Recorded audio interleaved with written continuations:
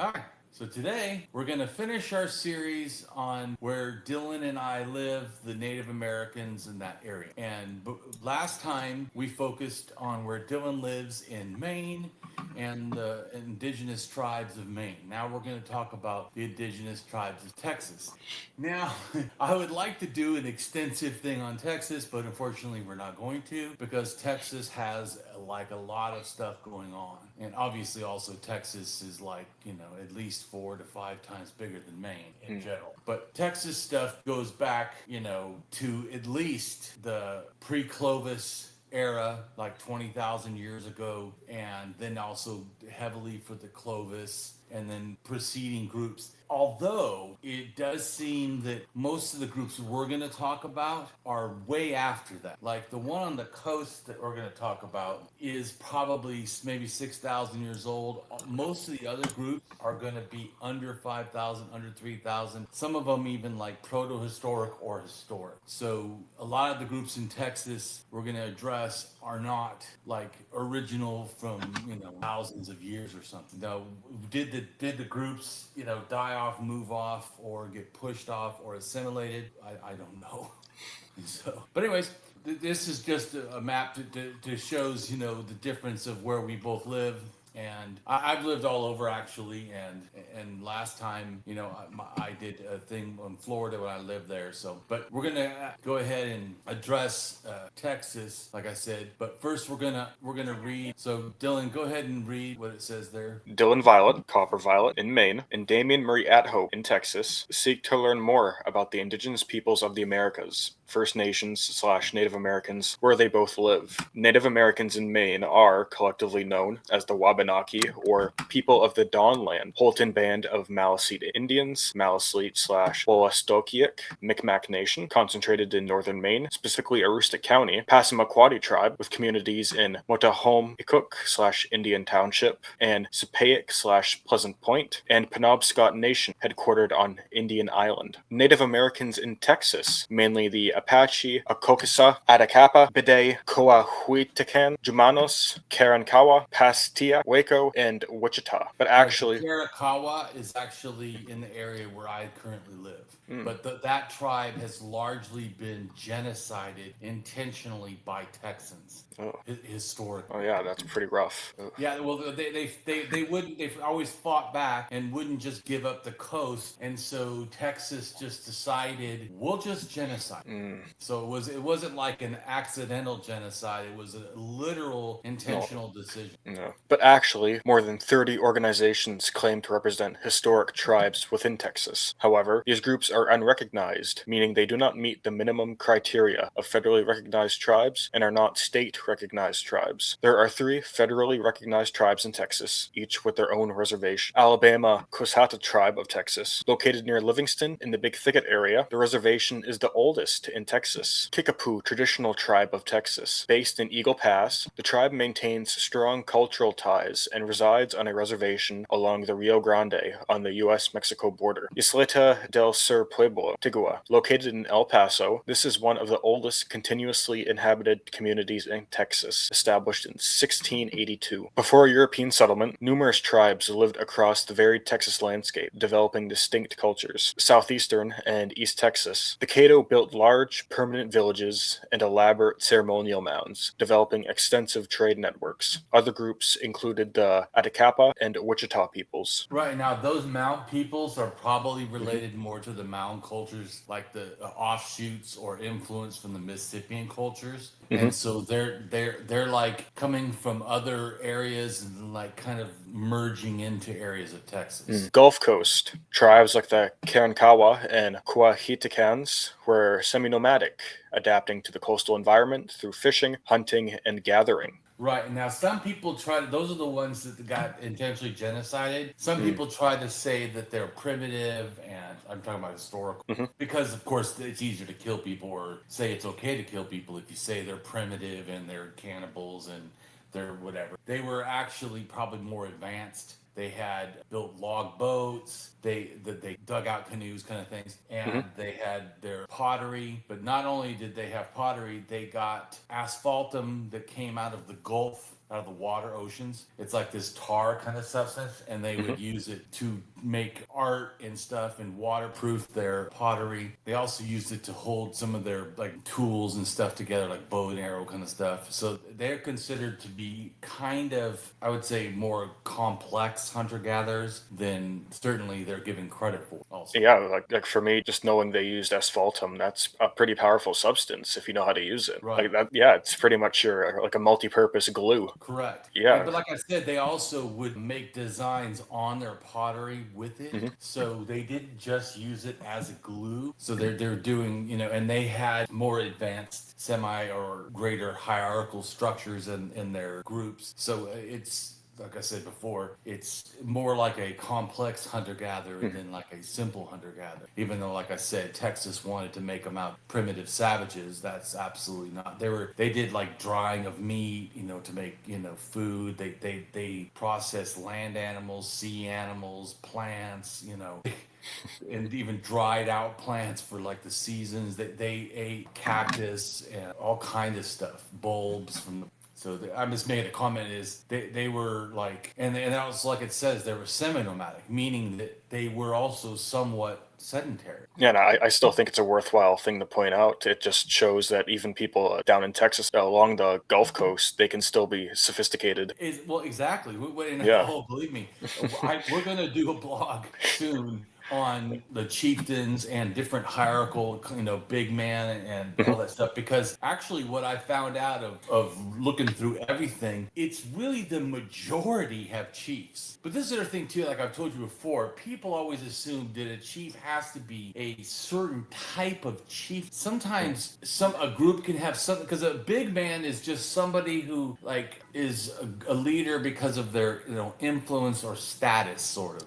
But a chief generally is a little more structured. Like a chief often comes from a certain family, where a big man is idea, just so people understand, we're going to do a whole thing, of course, on it. It's more like just a charismatic leader, which is also in the Americas, like especially in the coast of California. It has both chieftains, chiefs, and then it has elites that are wealthy elites, which would be kind of a big man, where it's just someone of status. Doesn't matter really what family, it just matters like, do you have status? And then they also have ones that are from a family, but it's not hierarchical in the sense that it's not like it has to be only the man of this one family. It's just whoever's prominent, which is not the same as a clan choosing like everyone always is only from this one family. That's more like when you have a thing called a chief. Generally, it's a status that's structured, where a big man is an unstructured type of a status. So anyways, but so these ones I think had a loose chief,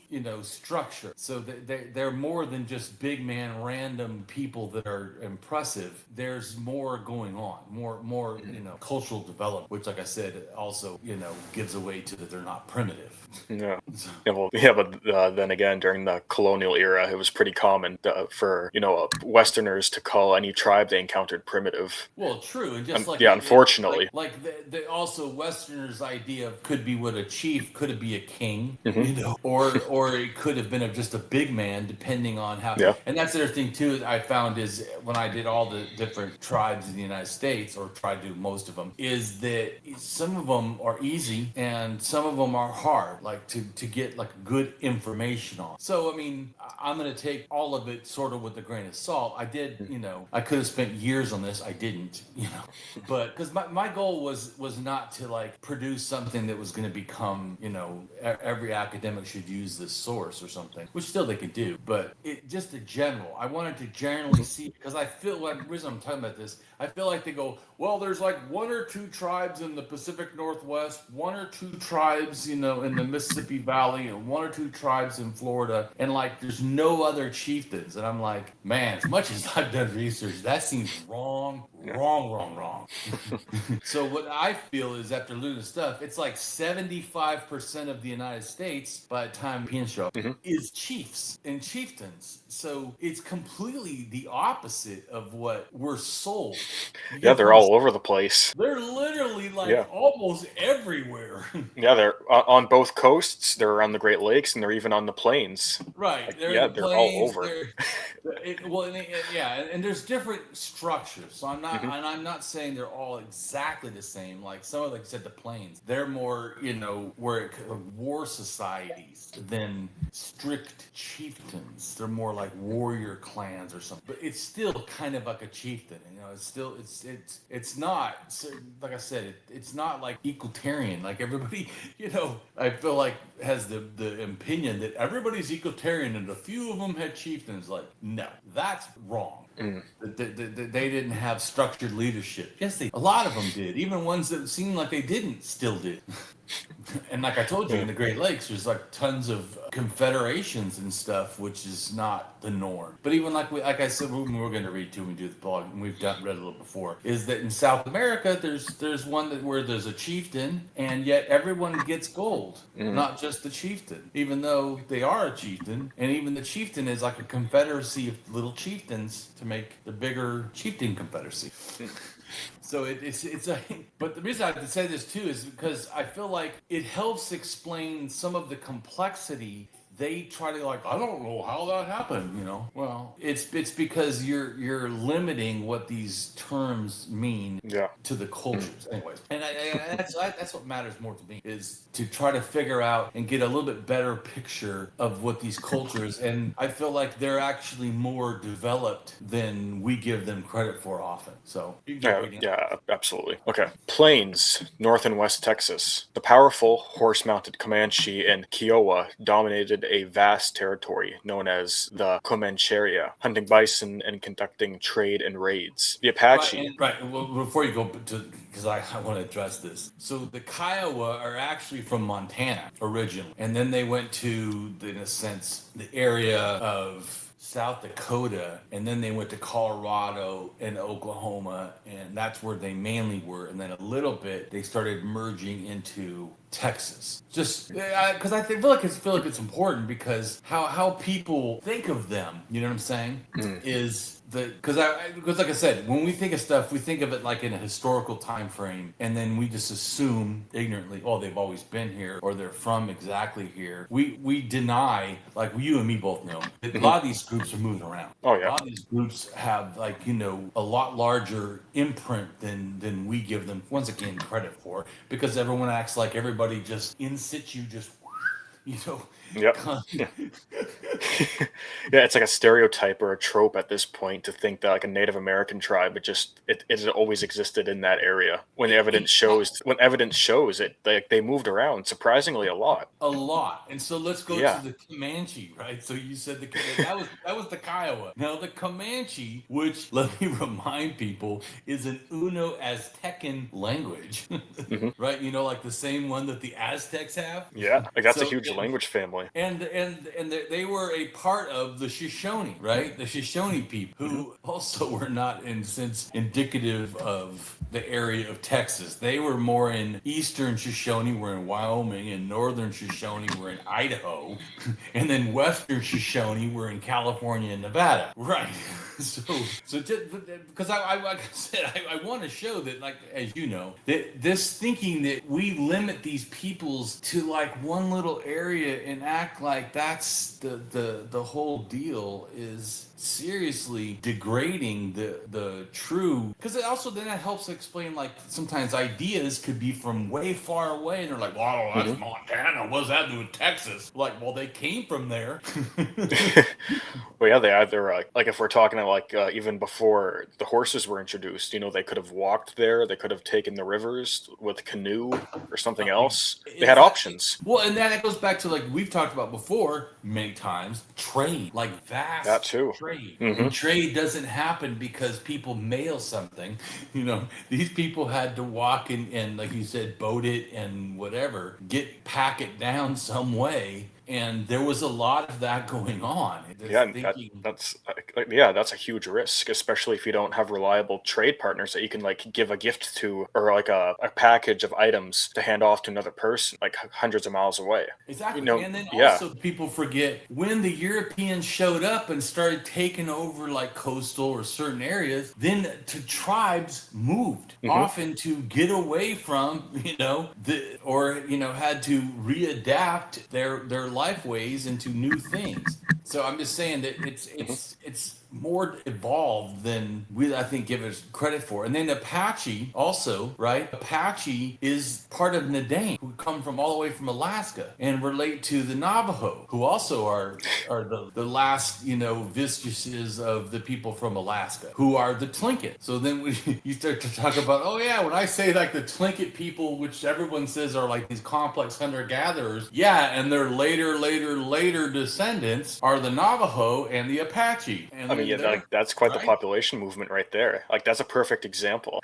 Exactly, and that's what I'm trying to say is that, especially to help people understand that these groups, because a lot of times we just think of these groups in a limited way. And also, too, their thing is a lot of people just think Apaches and think of as just one kind of Apache, but that's actually not even true. There's actually several branches of Apache, which I also think is important because, like I said, once again, I feel like we take these more complex cultures and we view them through a very limited lens. You know what I'm saying? We're the ones who do that. That's not the exact way to look at it. The honest thing. Like, this is the Apache, right?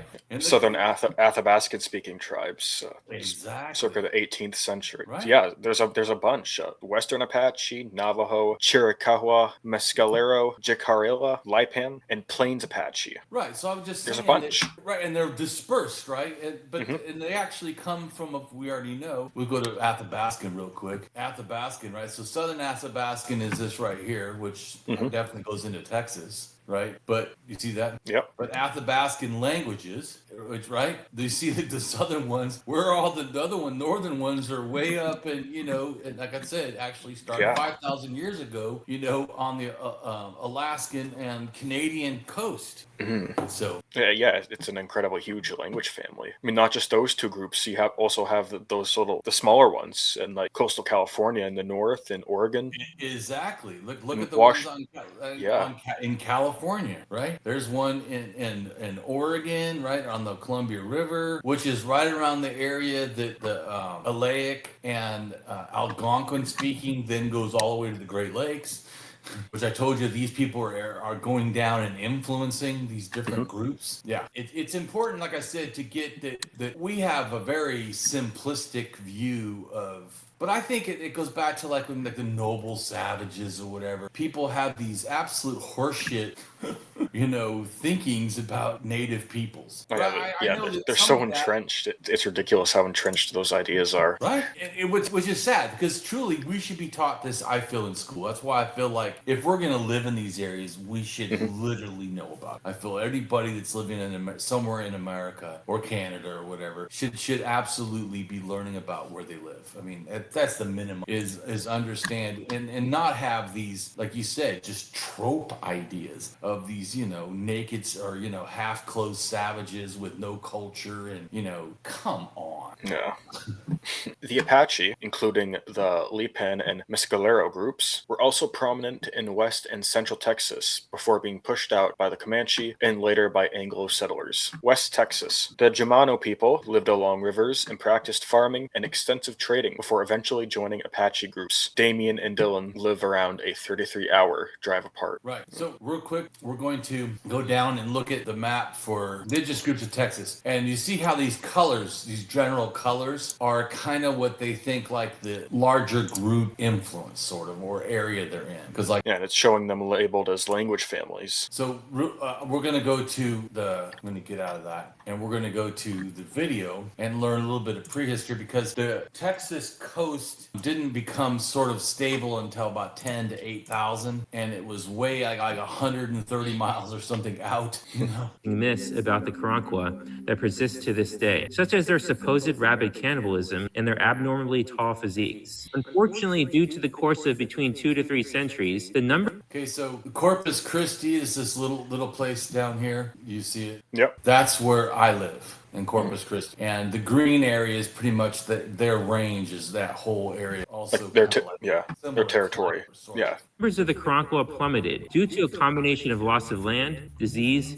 displacement, and warfare. By the middle of the 19th century, the coastal peoples were outright forced off of their land with murderous force, prompting many to integrate into Mexican and Anglo-American society. Because I know they tried to wipe them out. Could people have gone out and lived, among other people? Sure. I'm not denying that could have happened, but we know that everybody that was there that was claiming Karankawa was massacred. And then we do know that a tribe went down to near Brownsville, Texas, near the Mexican border. And then when the government found out they were down there, went down and killed the men, women, and children of that entire tribe that was down there. So there was an active Texas eradication of the Karankawa. They supposedly haven't published any DNA of the Karankawan that we know were there for thousands of years. I see, and that's something I would like to see. I really told you before. I wish they would give us the DNA haplogroups of the whole United States. People, I mean, like I said, but once again, we should know about our history. Like, what the hell? Yeah. Especially Texas should be spending money to do that. They literally tried to wipe them out. We should definitely be making amends by figuring out who these people freaking were. And like I said, I hope that people that are Karankawan can, prove it and rightfully get land back. So anyways, just... But, I'm also not like a faith believer, and I like to see evidence. The term Karankawa is the accepted name for several coastal people who shared a common language and culture. Throughout most of the prehistorical and historical periods, the Karankawa generally lived between Corpus Christi Bay and Galveston Bay. They regularly migrated between the mainland and the barrier islands in the Gulf. Based on archaeological evidence found of the Karankawa in the form of Rockport pottery, it has been determined that the Karankawa territory extended as far inland as 25 miles.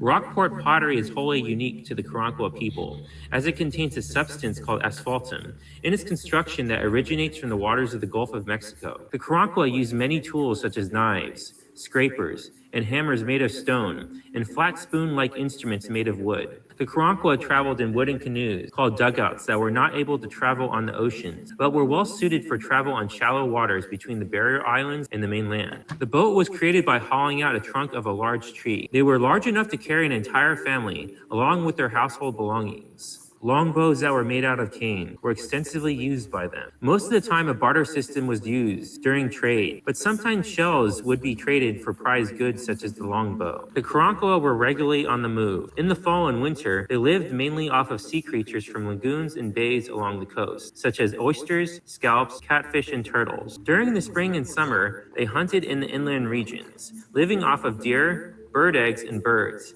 and have been described as wearing deerskin breechcloths or nothing at all. The Karankawa lived in portable wigwams.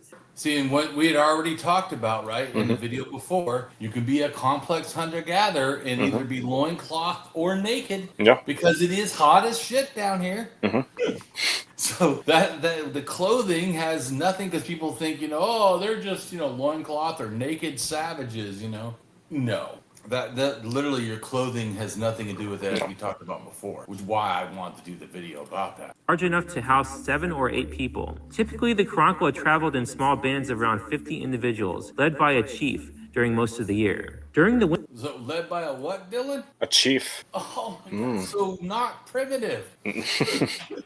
No, it doesn't sound like it. Right, and it's worth adding. I just one quick thing I want to add, since you talked about nakedness. No, like we also talked about, even if they're naked, it could be practical, like environmental, because it's hot and humid all the time, or it could be social, like we talked about with the East Coast, like with children and stuff like that. You can also have like complex regalia systems, body scars, tattoos, body paint, like feathers, beaded necklaces, things like that. The things that are intended to be displayed, which is why they don't wear a lot of clothing most of the time. Absolutely. And so it's a cultural thing that we see, naked is bad or naked is primitive or something. And like I told you before when we did the naked video, people in the Middle East, which were seen as, the cradle of civilization, like the Sumerians, literally at the beginning, the priests would make themselves naked before the deity. That was a sign of like honoring the deity. Anyway, so it varies like culture to culture.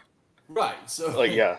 Right. So my point is, I'm saying is, so we have to, like I said, we gotta view these cultures just so people know. There's two types of ways of viewing the past that are often used, say, by academics, which is cultural relativism and multiculturalism. Cultural relativism is that you just limit the culture itself and analyze it. Whatever it says, like if it says a behavior is good, you assume it's good because they said it was good. Where multiculturalism says you can have variation but still can judge like if it's good, Like just because a group to me says rape is good, I know rape is not good, but other aspects of the culture that's not heinous, I could see is fine, like nakedness or something. So I'm consider myself a multiculturalist, not a cultural relativist. Just so people know how I view it. I'm an anarchist, so I see everybody as having a general equality, and then I see them through that in a sense. Doesn't mean I don't judge certain behaviors as good or bad, but the good or bad isn't because our cultures are different. It's because ethically things, torturing people, rape is bad. I don't care what your culture is. These are bad things. But your culture decides to wear beads or feathers and I don't, or your culture is naked and mine's not. That kind of shit is meaningless to me. That's just, cultural difference. It's not like an ethical thing to me. So I'm just saying the difference, So just so people understand how I view Wintertime, these bands would gather into groups of around 500. A smoke signal system facilitated the gathering together of these bands of hunter-gatherers. At their large gatherings, the Karankawa would dance and consume intoxicating drink made from parched leaves and berries of the yaupan, which is a small tree native to the South Texas region. This drink may have only been consumed by the Karankawa men. Competitive games were often held to sharpen weapon skills and physical fitness. Wrestling was a popular means of sharpening these skills. Additionally, due to the Karankawa's centuries of successful resistance to European colonization before their disintegration as a distinct tribal group in the 1800s, many Europeans wrote about them in a fearful and ultimately dehumanizing light, as a way to further perpetuate their destruction. The Spanish and French explain away their failures at conquering the Karankawa by characterizing them as demons. In the minds of European colonizers, the Karankawa were savage cannibals whom regularly feasted on human flesh and thus deserved their fate as a tribe, erased from history through extermination. Right, so we don't have to keep going because it's just addressing stuff like that I've already kind of talked. But I did feel it's important for us to talk about because. Yeah, our American, proud to be an American, freaking culture and MAGA and all this horse shit, literally doesn't want real Americans like, I don't know, the indigenous people that live here. Oh yeah, did you see? Speaking of that, did you see the recent news about that rock art site on the Texas-Mexico border? Well, the U.S. waived laws for that site to build a part of a border wall, and so like they're gonna dynamite part of it and likely make part of it inaccessible. That's like the Lower Pecos River rock art site. It's one of the most incredible regions of rock art in North America, if not the world. It doesn't surprise me because they don't care. They are proud to be American, care about America. You don't. You literally don't care about America. And as I saw too, where they said, they want the Native Americans to go home or whatever. Yeah, like as if they don't belong, in America. But for a long time, people don't realize the Native Americans didn't even have citizenship in America. They were in America. That they had to gain citizenship. America's got a very sad and disgusting history. It never admits. Like Donald Trump wanted to erase all the negative things of America's history. Fuck, there's a lot. And you know what? I don't think that we should be erasing it. We should be acknowledging it. And like I said, changing it. Like the fact that we have all these sites with these indigenous people that Texas deliberately genocided, and we don't even know what DNA they are. It's troubling.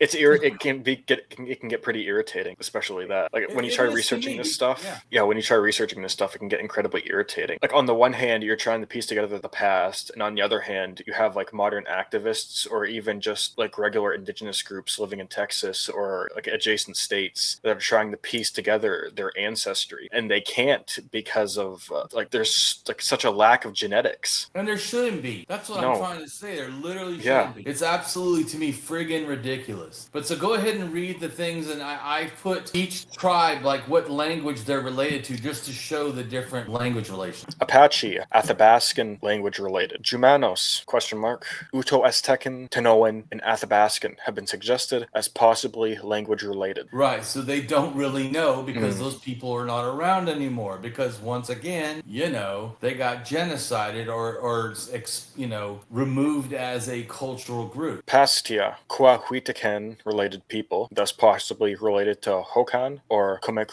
Right, and the Hokan relates more to like the West Coast, and the Comanche could relate down even towards Mexico or northern Mexico, but they don't even know exactly because once again these groups aren't really around. Waco and Wichita, Caddoan language related. Karankawa may have been a language isolate, but have also sometimes been included with neighboring languages in a Coahuiltecan family. And a linguist, Herbert Landar, argues that linguistic evidence suggests that the Karankawa language and people originated from a Carib subgroup who may have arrived by sea from the Caribbean. However, archaeological records for artifacts seem to indicate that these native groups had been in the area of Texas as early as the 5th millennium BCE. Right, so 7,000 years or 7 to 6,000 years.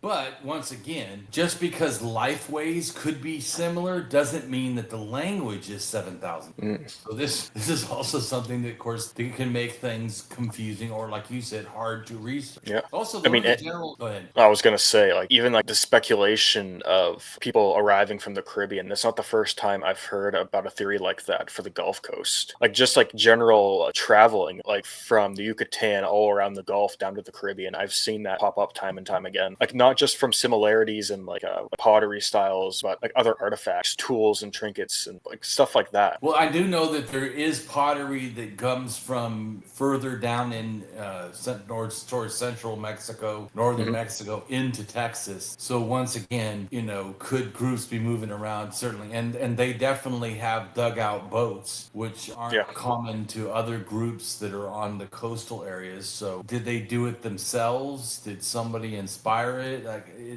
I don't know. But I do know, as we already talked about, that these groups, a lot of groups moved around a lot. So it's also not unthinkable that, groups did that. But anyways, I wish we had more stuff. I was just making a comment, though, that just because lifeways maybe didn't change doesn't mean the language couldn't have changed, because that does happen. Then these other three groups, they're all considered to be language isolates, although, of course, people propose them being part of the Karankawa and other, groups. And that's these ones in red. Yeah, the Bidai, Akokisa, and Atakapa. But there's also people that say maybe these came from Louisiana also. Once again, it could be larger movement. Just like you see the orange groups are also in Mexico. And then even the one at Dramo, that also goes into Mexico or comes from Mexico. Who knows? So our ideas of things having to be limited by our little borders, no. And then this picture right here shows the sea level difference. 20,000 years ago is the first picture. The red, that's how far out the shore or the coast used to be. And it's just a few feet. Yeah, it's 390 feet lower. I mean, goodness, when you talk about just history, it really makes you wonder how many sites are under there. Well, that's the good thing. Is someone said, well, they don't know if there's any sites. Nothing's been found. That does not mean there's no sites. I mean, you have all the oil platforms along the coast, so that's probably, I think that'd be a challenge for surveying. Yeah. But then again, the depth. Right, the depth, that's pretty far. Yeah. That's almost 400 feet. That's deep.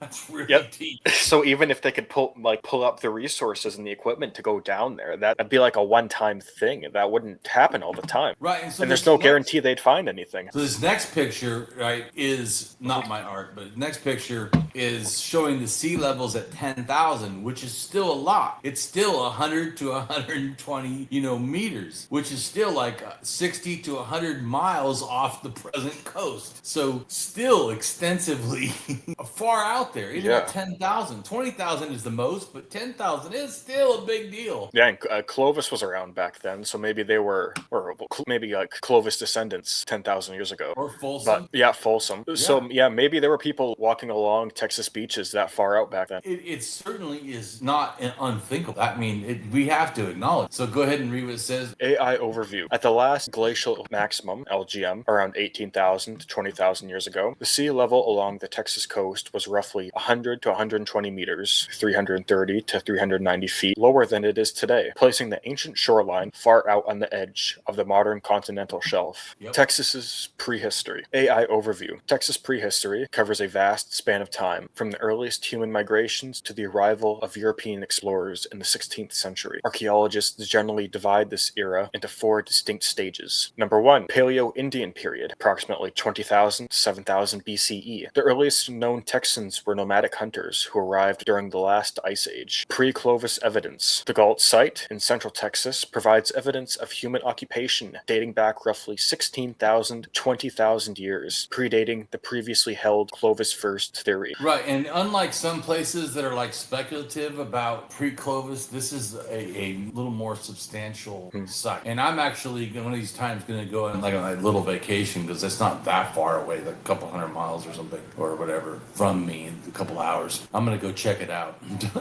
Big game hunting. Early groups, like the Clovis and Folsom cultures, used fluted spear points to hunt megafauna, including mammoths and giant bison. Key sites: Bonfire Shelter, the oldest mass bison kill site in the Americas, and Lubbock Lake. Number 2, the Archaic period, approximately 7,000 BCE to 800 CE. As the climate warmed and megafauna went extinct, native groups shifted toward a more varied hunter-gatherer lifestyle. Technological shifts. The atlatl, or atlach if you prefer a more proper pronunciation, spear thrower, remained the primary weapon, and the introduction of grinding stones indicates a greater reliance on harvesting wild plants and nuts. Regional specialization. Groups became more territorial, leading to more specialized regional cultures and the appearance of the first large-scale cemeteries. Rock art. Many of the world-class pictographs in the lower Pecos Canyonlands date to this era. Yeah, and those are the ones that could be destroyed. Yes, because some of those have been actually carbon dated, and they do go back to 4,000 BCE. Ridiculous that someone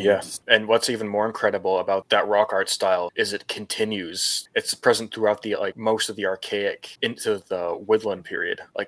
Some of those sites have been dated to, I think, around 500 CE. It's incredible how long that style lasted. Number 3, the Woodland/late prehistoric period, approximately 800 to 1600 CE. This era saw dramatic technological and social advancements. Bow and arrow. The introduction of the bow and arrow around 700 to 800 CE revolutionized hunting and warfare, agriculture and pottery. Many groups, particularly the Caddo in East Texas and Jornada Mogollon in West Texas, established settled villages, began farming corn, beans, and squash, and produced distinctive pottery. Mound building. The Caddo people constructed massive earthwork mounds for ceremonial and burial purposes, such as those at Caddoan Mounds, State Historic Site. Number 4, Protohistoric/Contact era. Prehistoric era ended in 1528, when Alvar Nunez Cabeza de Vaca and his companions were shipwrecked on the Texas coast. At this time, Texas was inhabited by diverse groups, including the Karankawa on the coast, the Jumano in the west, and the Caddo in the east. Well, I added this because I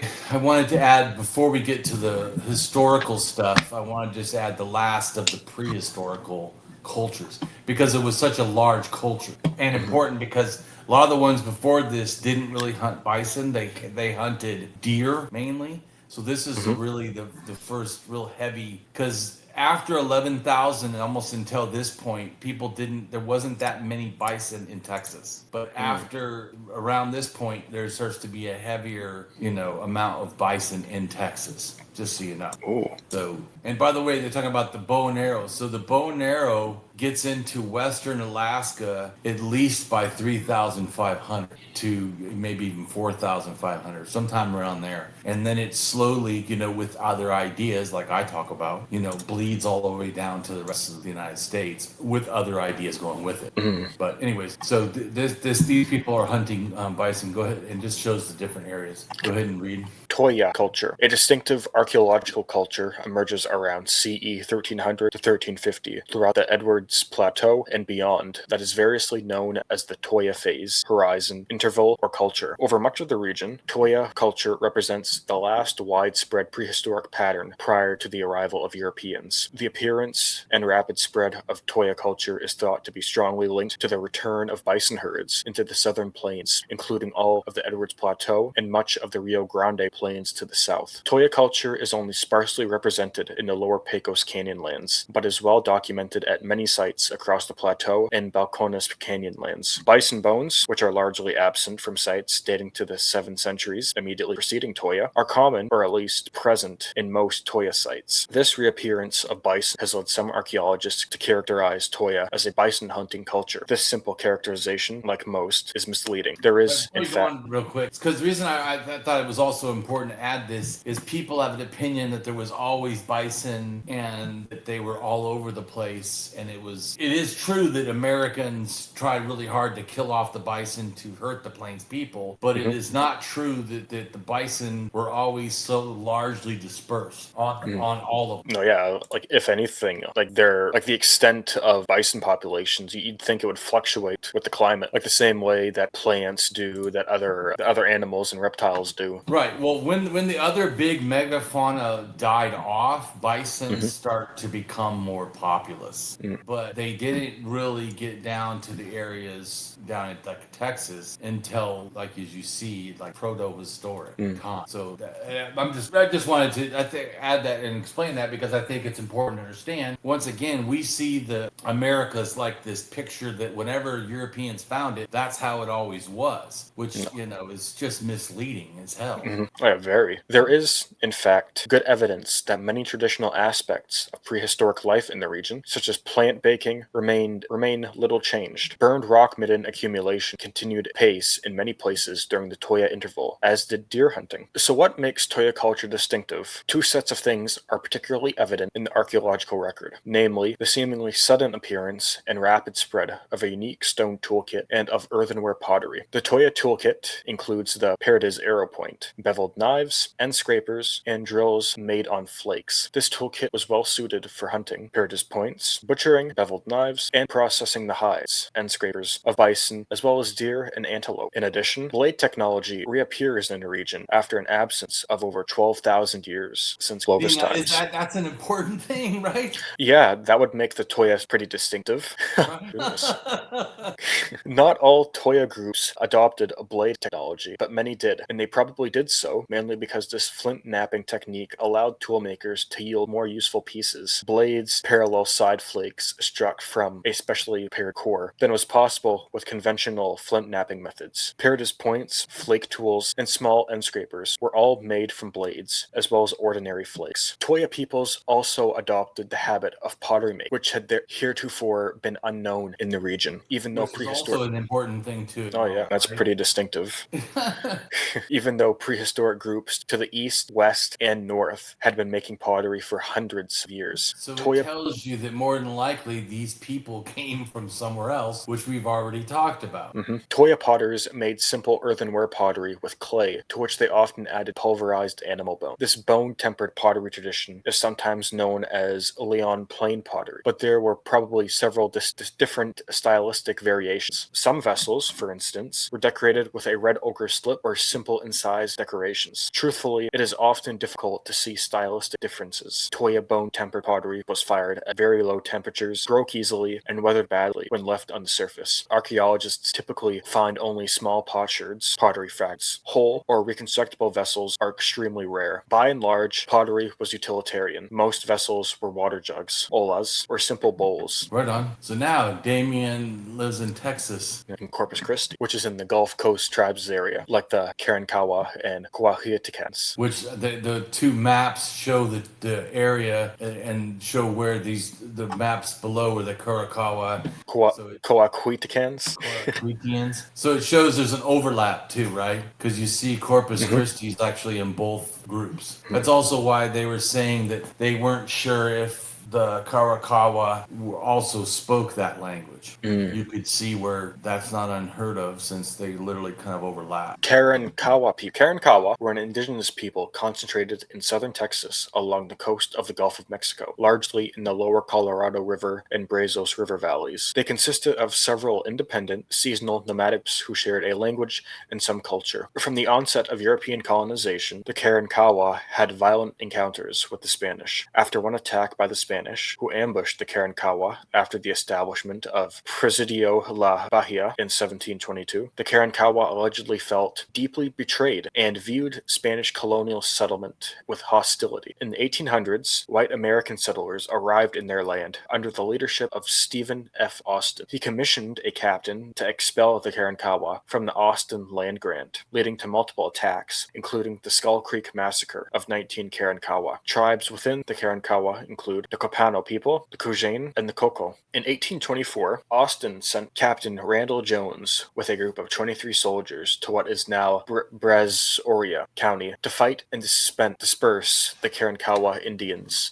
from their encampment. 15 Indians were killed, and the remaining fled the area. This event is known as the Battle of Jones Creek. By the 1840s, the Karankawa, now exiled, split into two groups, one of which settled on Padre Island, while the other fled into the Mexican state of Tamaulipas. In 1858, Mexican rancher Juan Nepomuceno Cortina led a group of Mexicans and Texan colonists against what was believed to be the Karankawa's last known refuge, killing many. By 1891, the Karankawa ceased to exist as a functioning tribe. Today, however, there are unrecognized tribes who claim Karankawa descent. The Karankawa's autonym is Ne'umi, meaning the people. So pause for 1 second on that. Like I told you, there's actually lots of, I don't know exactly, but from reading tons of stuff, I know there's a lot of groups in the Americas that call themselves the people or the men or the real people or the, so I feel like there must be some cultural thing that was spread around that was doing that.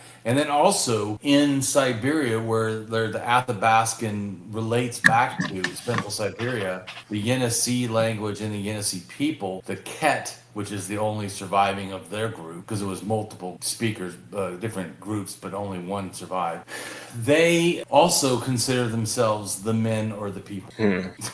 Yeah, so it's incredibly widespread. So I have a feeling there's a connection, and that could go back to like 6,000 years to the Pacific Northwest. Like I said, to me, there's a lot of stuff. And once again, what I told you, I think it's wrong to think that everything came like Graham Hancock's nonsense, that everything comes from the Ice Age. We do know literally that's not true. The Great Spirit did not come in the Ice Age. The bow and arrow didn't come in the Ice Age. Like I said, I don't know, but I don't think this "we're the people" thing came in the Ice Age, and probably chieftain ideas did not come in the Ice Age.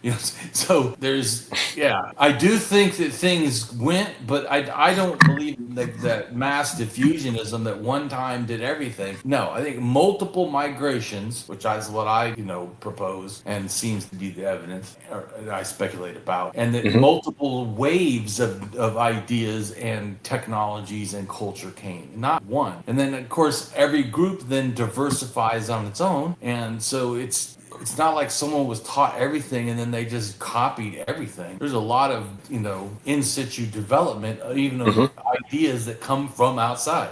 Yeah, there's a lot of evidence going against Graham's like seafaring R1B culture that hyper-diffused everything out of Egypt or like wherever he has his civilization now, under the coast somewhere, Indonesia, like Mediterranean. Who knows where he's going to place it next? Well, and at one time on the show, the Americas, what is it called? Like his number 2 of his Lost Civilization Netflix series. Oh, Ancient America Before, or some kind of nonsense. Yeah, like Ancient Apocalypse, America Before. That's one of his books. Yeah. So I watched the first one all the way through, which was horrid and seriously, ridiculous. Spending a lot of his time attacking archaeologists and not providing good evidence, and then just wild conspiracy, or just completely worthless speculation, not any reason speculation. And then to me, the Americas before one is even worse, because then like I don't remember. I probably should go one of these days try to go watch it and find the exact quote and time and everything. But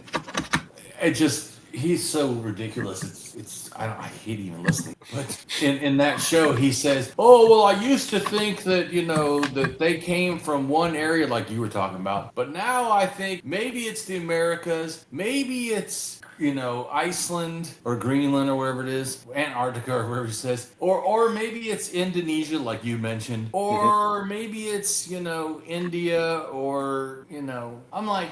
See, right there. I don't know how that, to anyone who's a critical thinker in any kind of fashion, could listen to someone list that many areas and take them seriously. See, to me, I watched the first season of Ancient Apocalypse. I haven't watched the second one. I don't know if I'm going to, but I might end up watching it just to like familiarize myself with what he's talking about now. It sounds to me like when he makes a claim like that, like it could have come from all these different places. It's like he's connecting it back to like his earliest books, where he viewed the Americas as like this melting pot of like ancient cultures, everything from like Africans to Egyptians to the ancient Chinese. Like it almost seems like now, instead of having this like one like progenitor civilization that hyper diffused everything, it's like this one like globe-trotting culture that was all over the place and had like a fucking utopia before the during the Ice Age. And so that's why he can say it came from all these different places. Well, in my opinion, people came from the Bulgaria, or from the part of Russia into Alaska, and did it multiple times. Then, of course, maybe the Polynesians, but we're not even 100% sure they might have people traded somewhere in the middle, in the islands off the shore and never even touched the land. And then the Vikings. No one from Africa to me, no one from China. This I see no evidence. No DNA evidence. Like I said, I don't even see DNA evidence from Polynesians. I see Native American DNA in Polynesia, but not the other way around. And so, like I told you, my opinion, they didn't show up. There's certainly no DNA reason to think so. And the fact that there's Native Americans could mean that they took stuff, if things got back to America, could have took stuff with them and brought it back. Americans, or Native Americans, not Polynesians. But yeah, the other stuff, Africans never came, and Chinese, no. but still, even those claims, right, which are ridiculous to me, but those claims still are better than Graham's general claims, where he just starts throwing darts all over the world, just randomly. It's like I like things, to me, have to match the DNA movements, have to match what looks like the cultural items. And then as we're talking about even like the people or the chieftains, I look at both sides and look for things that match, that could have actually been transferred. I don't just look for one thing. Like, they all build mounds. I don't just look for that. I look for their pottery. I look for their stone tools. I look for their cultural ways and their religion ways. And their, I do not accept you saying something happened by just 1, 2, 3 things. I want to see multiple things, because then it starts, okay, if the DNA and the culture and the religion and the artifacts and the technology all is doing the same thing, okay, no, all right, I can. But I like to do reasoned speculations, not just wild speculations like Graham does, where they're not worth the stuff. Just like Ignatius Donnelly and those other people, even back then, who didn't even have as much science and technology and DNA as we do now, they didn't believe those people back then. Now they still believe in this stuff of Atlantis and shit. It's beyond, repugnant. They should be literally laughed out when they bring it up, like Atlantis. These people just go, Atlantis? What the hell are you talking about? It's like someone saying, well, Superman lived in America. You should also think of it that ridiculous. Like, that literally is, you don't even have to argue that. It's good that someone did, but I don't even feel it's even valid enough to even give it that much time. That's like someone No, said, have you read and watched all his shows? And like, no, I've not read all his books. No, I've not watched all his shows. I did watch all of his first program. I tried to watch, like, I don't know, 2-3 shows or something, or whatever it is, into the second one. And it was such garbage. I was like, I feel like it's hurting my knowledge even listening to this nonsense. It's so terrible. See, what's interesting is, like, I bet a lot of them have, like, read, like, I don't even know if they've read the whole book. They're probably, like just a little familiar with Ignatius Donnelly, a lot of the new people who believe in Atlantis. But what I've noticed with talking with some of these alternative researchers is it looks like most of them, like, haven't even read Plato, like the original story. Right. And, like, I've read the story, like, front to cover. I've studied it. And, like, the thing that he's talking about, like, he pretty much tells you, like, point blank, like, hey, like, this thing I'm talking to you about, it doesn't exist. And yeah, apparently that, of course, people believe Atlantis because they haven't read his work. Yeah, it's bad. Like, yeah, it is. But like I said, I hope that, and I think that, to me, that learning like I do, where I try to show you all the stuff we do know, or is certainly, believed to be the correct stuff. It helps, I feel, inoculate against the nonsense, because he acts like we don't fucking know things. Like, yes, the fuck we do. We know a lot. Yes, we don't know everything, but we don't need to know everything to know you're talking bullshit. Yeah. I mean, yeah, if you just want to, like, go to a source, just read what Plato wrote, you'll find out pretty quickly that what Plato wrote and what's being talked about now by Graham and all these other ones, they're not even the same thing. They're not even in the same ballpark. And right, so let's go back to the people, because that's where I got off on. But yeah, okay.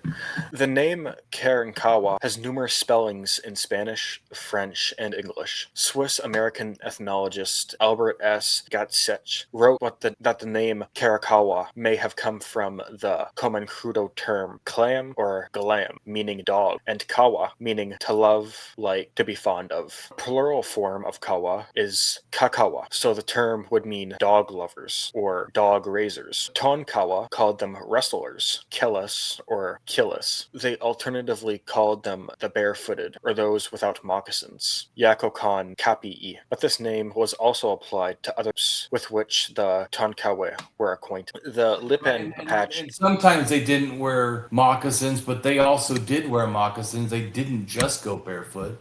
So once again, I mean, the Lipan Apache called the Karankawa the people who walk in the water, the Kun Dadehe, possibly referring to their mode of fishing and catching turtles, or simply their location near the swampy coast. The Karankawa called themselves Karankawa as well. Later speculation placed the Karankawa language in the Caravan linguistic stock. Linguistic data suggests the Karankawa name originated from the Old Spanish Maine, Kalina, and a suffix from a northern Carib tribe, Xura, meaning a compound emerges, Karen Gazura, meaning Carib people. But this theory is disputed, and ultimately, the origins of the name Karankawa remain unknown. Alternative spellings of the name Karankawa have historically included Karankawa, Karankagua, Karankagwasi, Karankahuer, Karankashua, Karanchuasi, Karankahwasi, Karankahwai, Karankahuais, Karankohwaki, Kare, Sare. That's a lot of alternative spellings. Well, it also tells you that probably they could have been called by different things, as it already said, by different groups. So, and also the other thing too is, like, we see them as one group, which they did organize sometimes in one group, but it also, so probably several, in a sense, like little chief areas or chieftains got together to make one group of them, but they also lived normally in smaller, groups. Yeah, it's like the video pointed out, like, they would do the smoke signals at their gatherings. AI overview. Based on historical and anthropological accounts, the Carib people, specifically the Kalinago or island Caribs, were native to the Caribbean islands and parts of South America, not natively to Texas. However, there are significant connections and, in some cases, confusion between the Caribbean peoples and indigenous that lived along the Texas Gulf Coast. The Karankawa Indians, Texas Gulf Coast, indigenous group in Texas, Indians, often associated with or historically confused with Caribbean peoples, are the Karankawa. They lived along the Texas coast from Galveston Bay to Corpus Christi Bay for centuries. Early European settlers and explorers sometimes conflated the Karankawa with the Caribs due to their coastal, fishing-based lifestyle and unfounded, sensationalized, or exaggerated reports of cannibalism. Like the Caribbean Caribs, the Karankawa used dugout canoes to navigate the inlets and bays, feeding on fish, oysters, and turtles. Little is known of the extinct Karankawa language, which may have been a language isolate. The Karankawa also possess a gesture language for conversing with people from other Native American tribes. Right, which would be hand talk, which we know originally starts up in the Pacific Northwest and then migrates down after 5,000. The Karankawa were noted for their skill in communicating with each other over long distances using smoke signals. The Karankawa could make the smoke of a small fire ascend towards the sky in many different ways, and it was as intelligible to them across long distances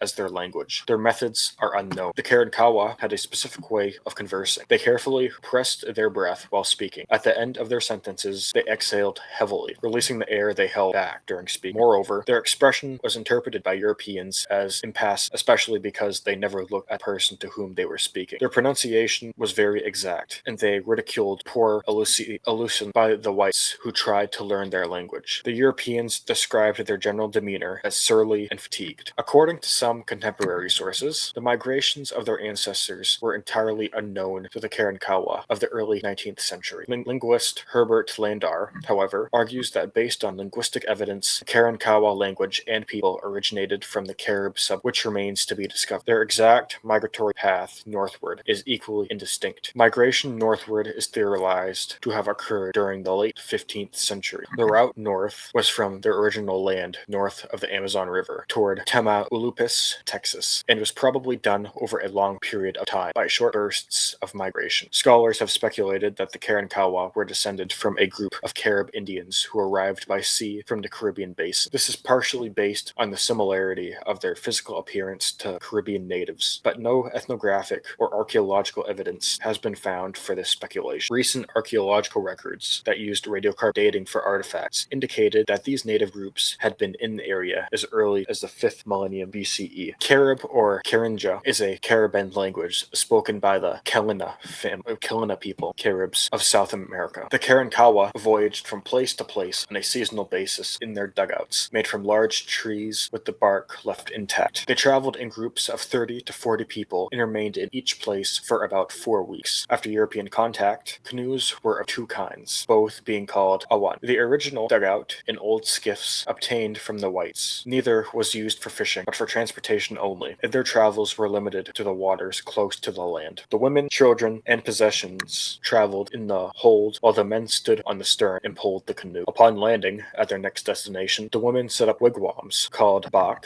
in their native language, and the men hauled the boats on the shore. Their campsites were always close to the shoreline of the nearby body of water. They constructed houses by arranging willow branches in a circle, bending the tops of the branches toward the center, and interlocking them in wickerwork. This wickerwork was fastened to deer skin. Upon this framework, the Karankawa laid deer, wildcat, panther, or bear skins, again fastened with deer hide thongs. The next step was to make a fire. Upon European contact, the Karankawa sought matches or tinderboxes from settlers. Otherwise, they resorted to the traditional method of using their fire sticks, which they always carried in a package of deer hide thongs. The fire was always made in the center of their dwellings and kept burning day and night. They used animal hides and pelts to sit and sleep on within their dwellings. Their household goods and utensils included wooden spoons, ceramic vessels, fishbone needles, and fine deer sinew. The Karankawa traveled to the coastal region. They hunted and gathered food from rivers and by the shore. In the region that the Karankawa inhabited, numerous small chunks of asphaltum have been found along the coast from oil seepage beneath the Gulf of Mexico. These chunks were used to bind arrowheads to their shafts, as a coating for pottery, such as olas, jars, and bowls, and as a way to waterproof woven baskets. Karankawa cuisine included venison, rabbit, fowl, fish, turtles, oysters, and other shellfish. Their cuisine also included food gathered from the wild, such as berries, persimmons, wild grapes, seabird eggs, tuna, and nopales, prickly pear cactus fruit, and paddles, respectively, and nuts. They boiled food in ceramic pots, or roasted entrees and seasoned seasoned their dishes with chili. After European contact, the Karankawa made bread from imported wheat flour. They laid the dough on a flat stone and then baked it on an open fire. They also enjoyed imported sweet coffee. The Karankawa were skilled at obtaining pure, fresh water. White settlers did not know where they obtained it because the wells of the whites had a brackish taste. There is nearly 340 years of information written about the Karankawa Indians of Texas, from La Salle's first landing at Matagorda Bay in 1685 until the close of the Rosario mission. The Karankawa had been described for centuries as cannibals. There is incontrovertible evidence that the Karankawa practiced ritual cannibalism on their enemy, just as their Aztec and Guachiquiles and Guadmares cousins to the south in northern Mexico. They ate their enemy for vengeance. Right, not because they're absolute cannibals and just like eating humans.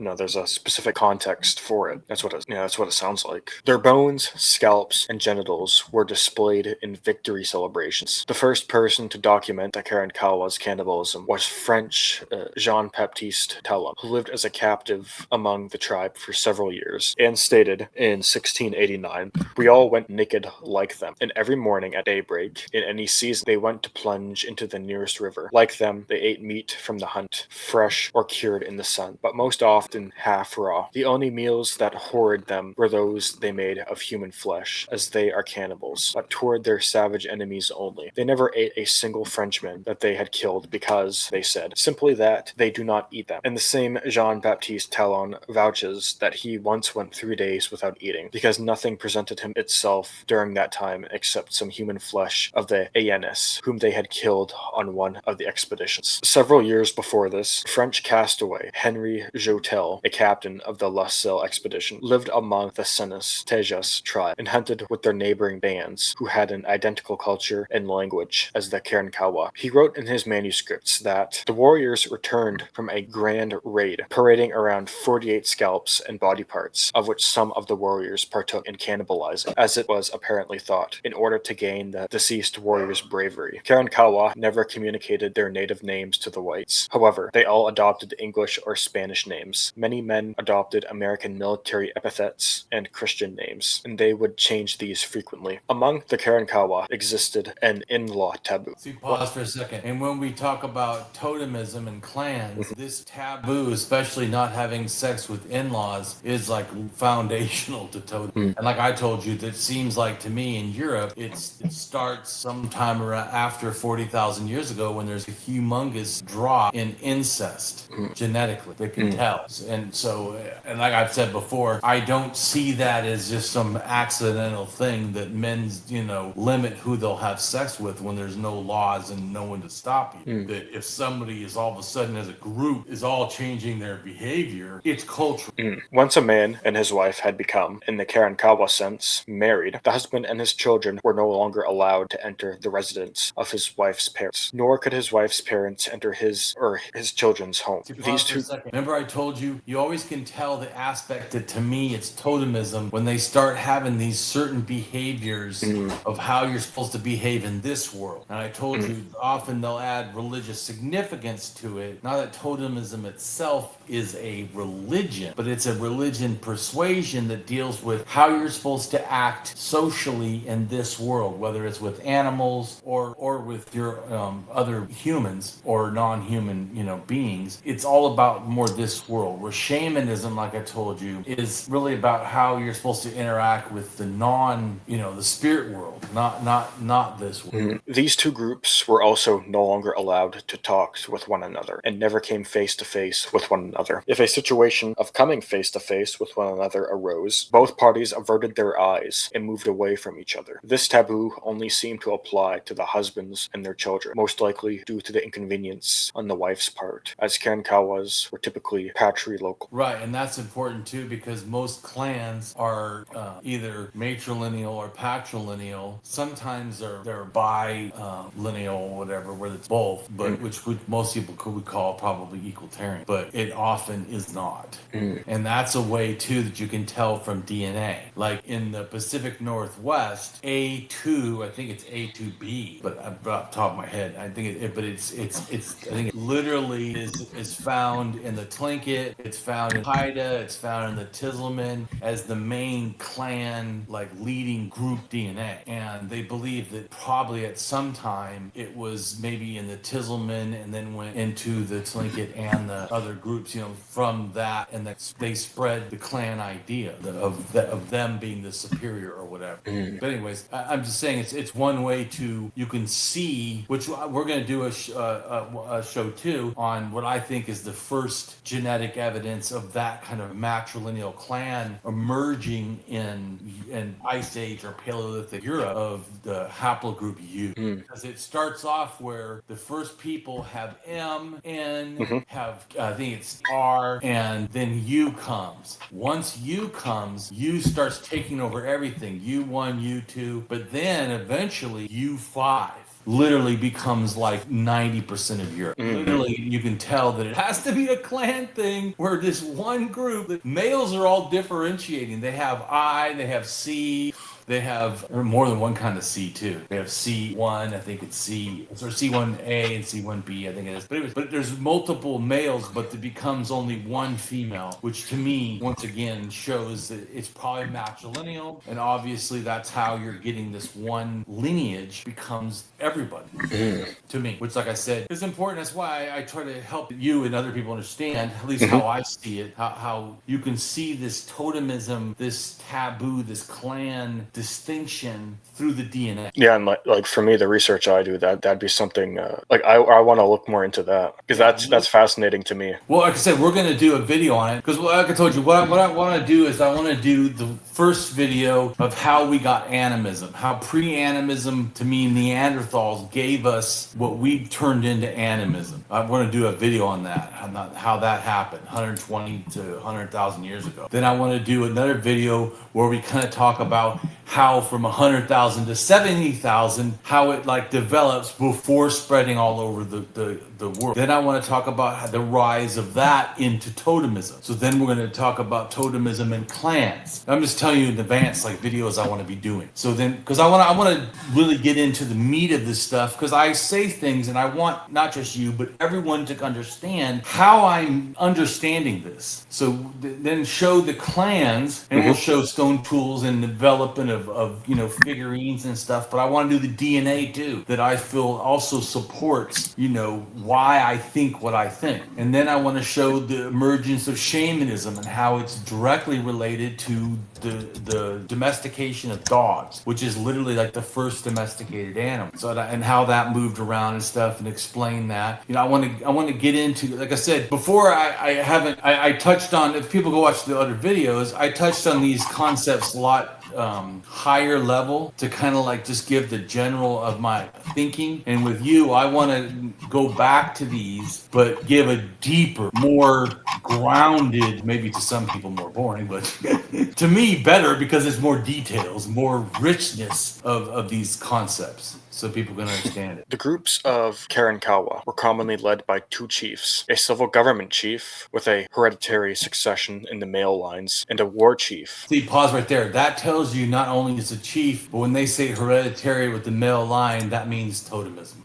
Probably appointed by the civil government chief. No evidence of a confederacy like that of the Caddo or Creeks was found. Right, and like I told you, confederacies are super big in the Great Lakes. Like everywhere around the Great Lakes has like the most confederacies in the whole United States. Yeah, and like we had talked about it almost seems like the environment predisposes tribes there to organize around confederacies. So. Correct. I do think chiefs and chieftains and hereditary totemism probably comes from the Pacific Northwest. I do not think that confederacies. I think that is an evolution that happened in situ more, and I do agree. I think when it went to the Great Lakes, I don't think it was that, but my personal, like you said, the environment, multiple lakes that are huge but kind of also not super close, allows for these groups to sort of get big but also need to interact in a sense with each other, which would end up with either direct war constantly or confederacies. The Karankawa were probably a loose-knit body living under separate chiefs, only united by the common language and shared war expeditions. The ritual to become a chief has been studied by 18th century Spaniards. They have stated that a selection starts from many candidates candidates, and each is injured by a comb created from the spines of a sea fish, long wounds being dug into their skin from the top of their heads to the soles of their feet, and then tied to a pole for several days to either emerge thin or emaciated and close to death. See, now pause for a second. So that would tell me that they're mixing two things together. They're mixing the chieftain and the big man idea. Not so even though it's hereditary, they're limiting it to a clan. They're also kind of throwing in you have to be the strongest, which is more of a big man type of thing. So once again, that's why I said all these concepts, I feel people have like these tropes more than a real understanding of how developed they really were or can be, how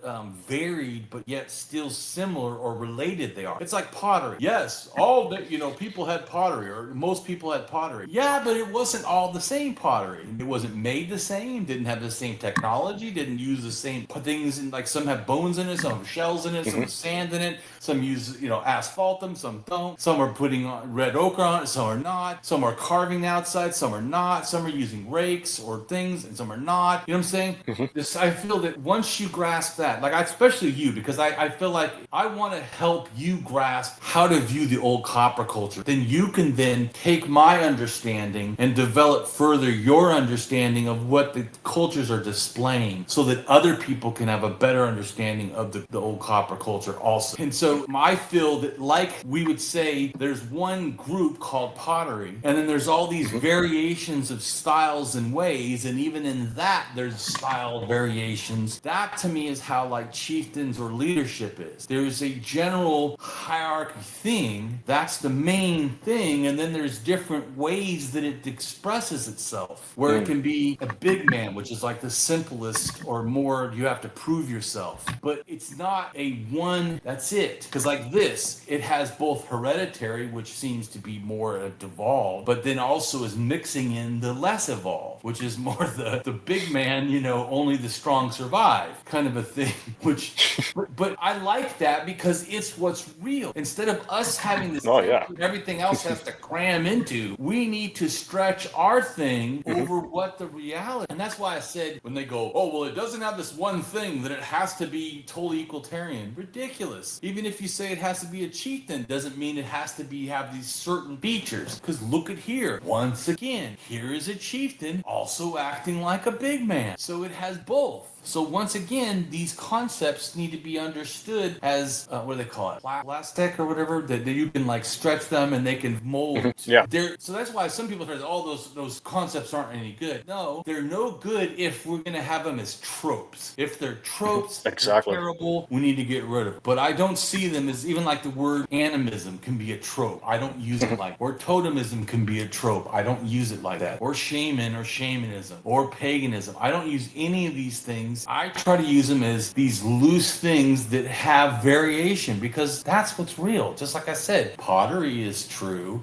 but is all pottery the same? Are all the designs the same? Are they the same elements to make them? Are they fired the same? Are they the thickness the same? No. There's like variations all over that is how I see this whole chieftain, because there's chiefly confederacies, and then there's like this one, where it's a chieftain hereditary, but also big man style together. Or like the one down there, where it's like a confederacy, but chieftains, but also regular people get gold, and so does the king. So which doesn't make any sense at all.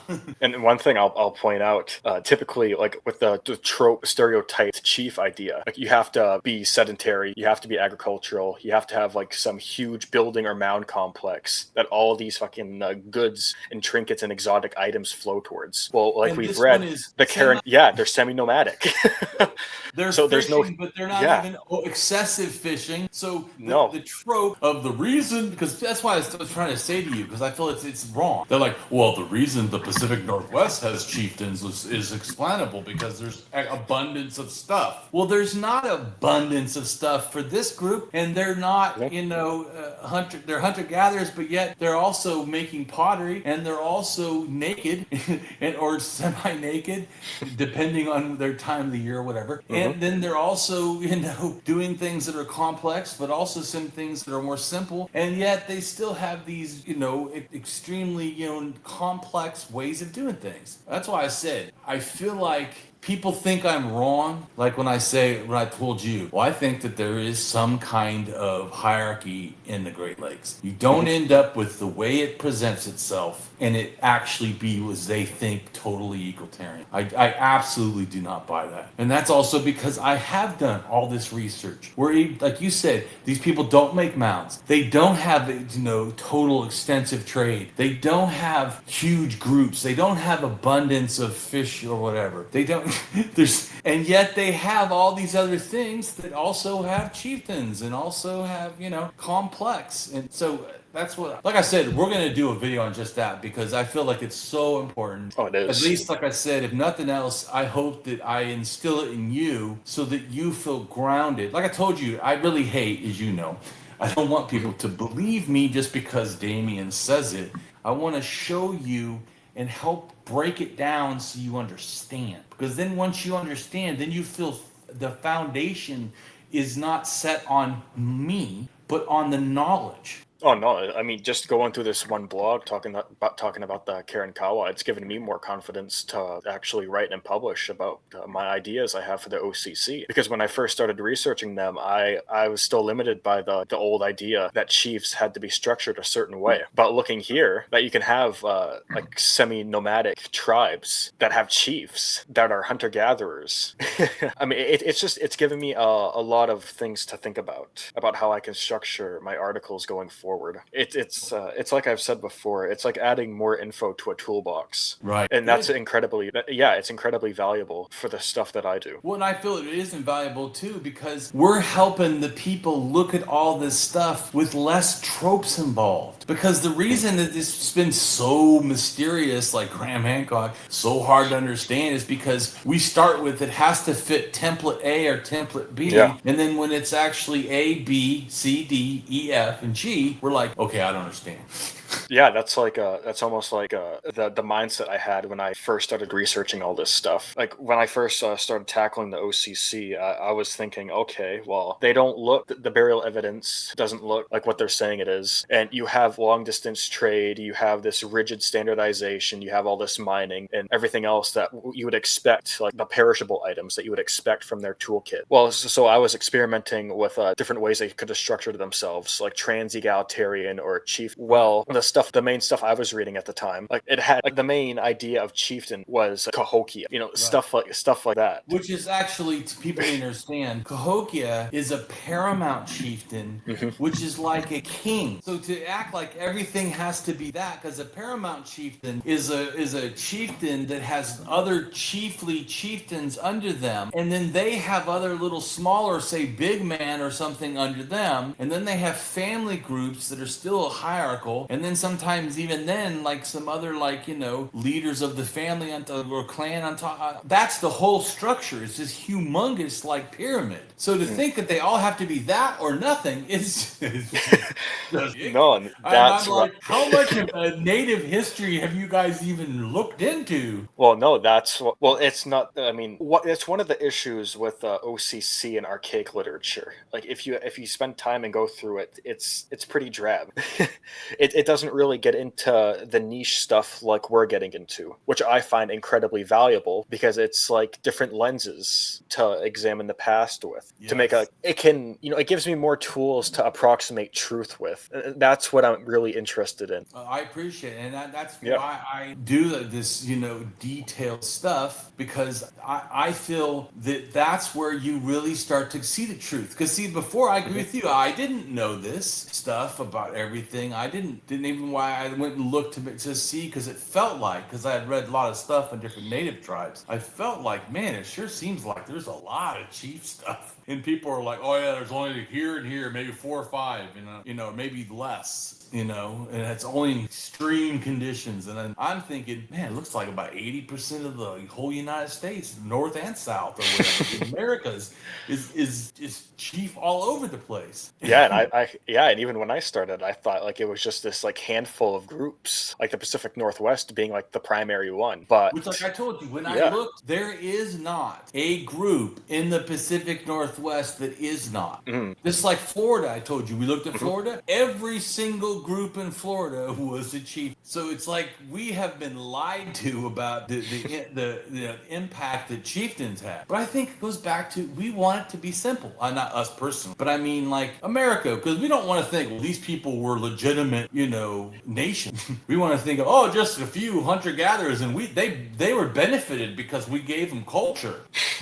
you get my Like point. it's so fucking stereotypicalized. It's almost appalling how stereotypicalized it is. How it's come, like, even after decades of like in-depth research in different areas. Even to researchers that are academic, which I also find is pretty disgusting. Like, fuck, even academics kind of think this way. Like, what the fuck? Yeah, like it's said, like this. How much have you guys read? Because I've read a fuck ton. North, south, all over the place, from fucking the top of Alaska down to fucking Paraguay. And let me tell you, it doesn't match the shit you're saying. And that's why, like I said, I really appreciate, you slogging through stuff with me, because I feel like even though maybe what the stuff I do is not like the general public's like, most excited about, but I feel like, what I'm saying is the most important. Oh yeah, and it's important for me because in from the stuff I've read, what I've noticed is when they have to, like, if they're writing like a huge article and they're expected to do like a cross-cultural examination, because the perishable stuff's all gone, we don't know what their social structure would be, so they have to compare it to like a similar environment or something. Like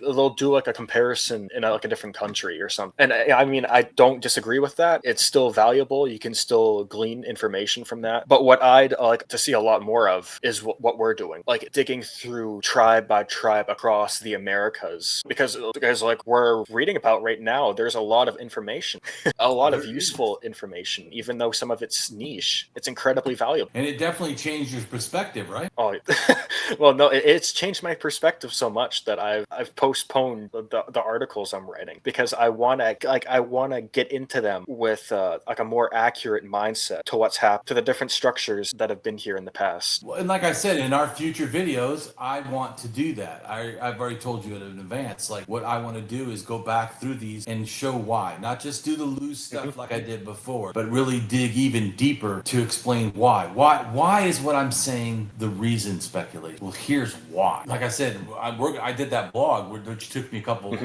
took me about 2 months, but to really get it totally good. But the one on chieftains and stuff, and I still could have done more, because I still kind of went through it fast, because I don't want to make it my life's work. But even from what I did, I was like, man, this is so much more than anyone talks about. Anyone that I've ever heard, no academic I've ever heard, to me that I remember, says that like 80% of the entire Americas, maybe even 90%, had chiefs or some form of hierarchical leadership. I mean, it's like so much more. And that's in South America, North America, the Caribbean, like that whole fucking thing, man, all over the damn place. It's like so much more than people say. Like I said, we're going to do that blog. I might have to break it into a couple of, I was thinking of breaking into North America, Central America, and South America, because there's just so much. And I like you said, I want to get the details of these different ones, because then you don't have to just trust me. We can go through it a little bit more in depth. I maybe have to break North America into more than one. I have 5 different areas. Maybe I should break it into 2 at least, because it's just that way we can read more details, because that's, I feel like, when you move from, well, Damien sounds okay, to, oh, I know what the truth is.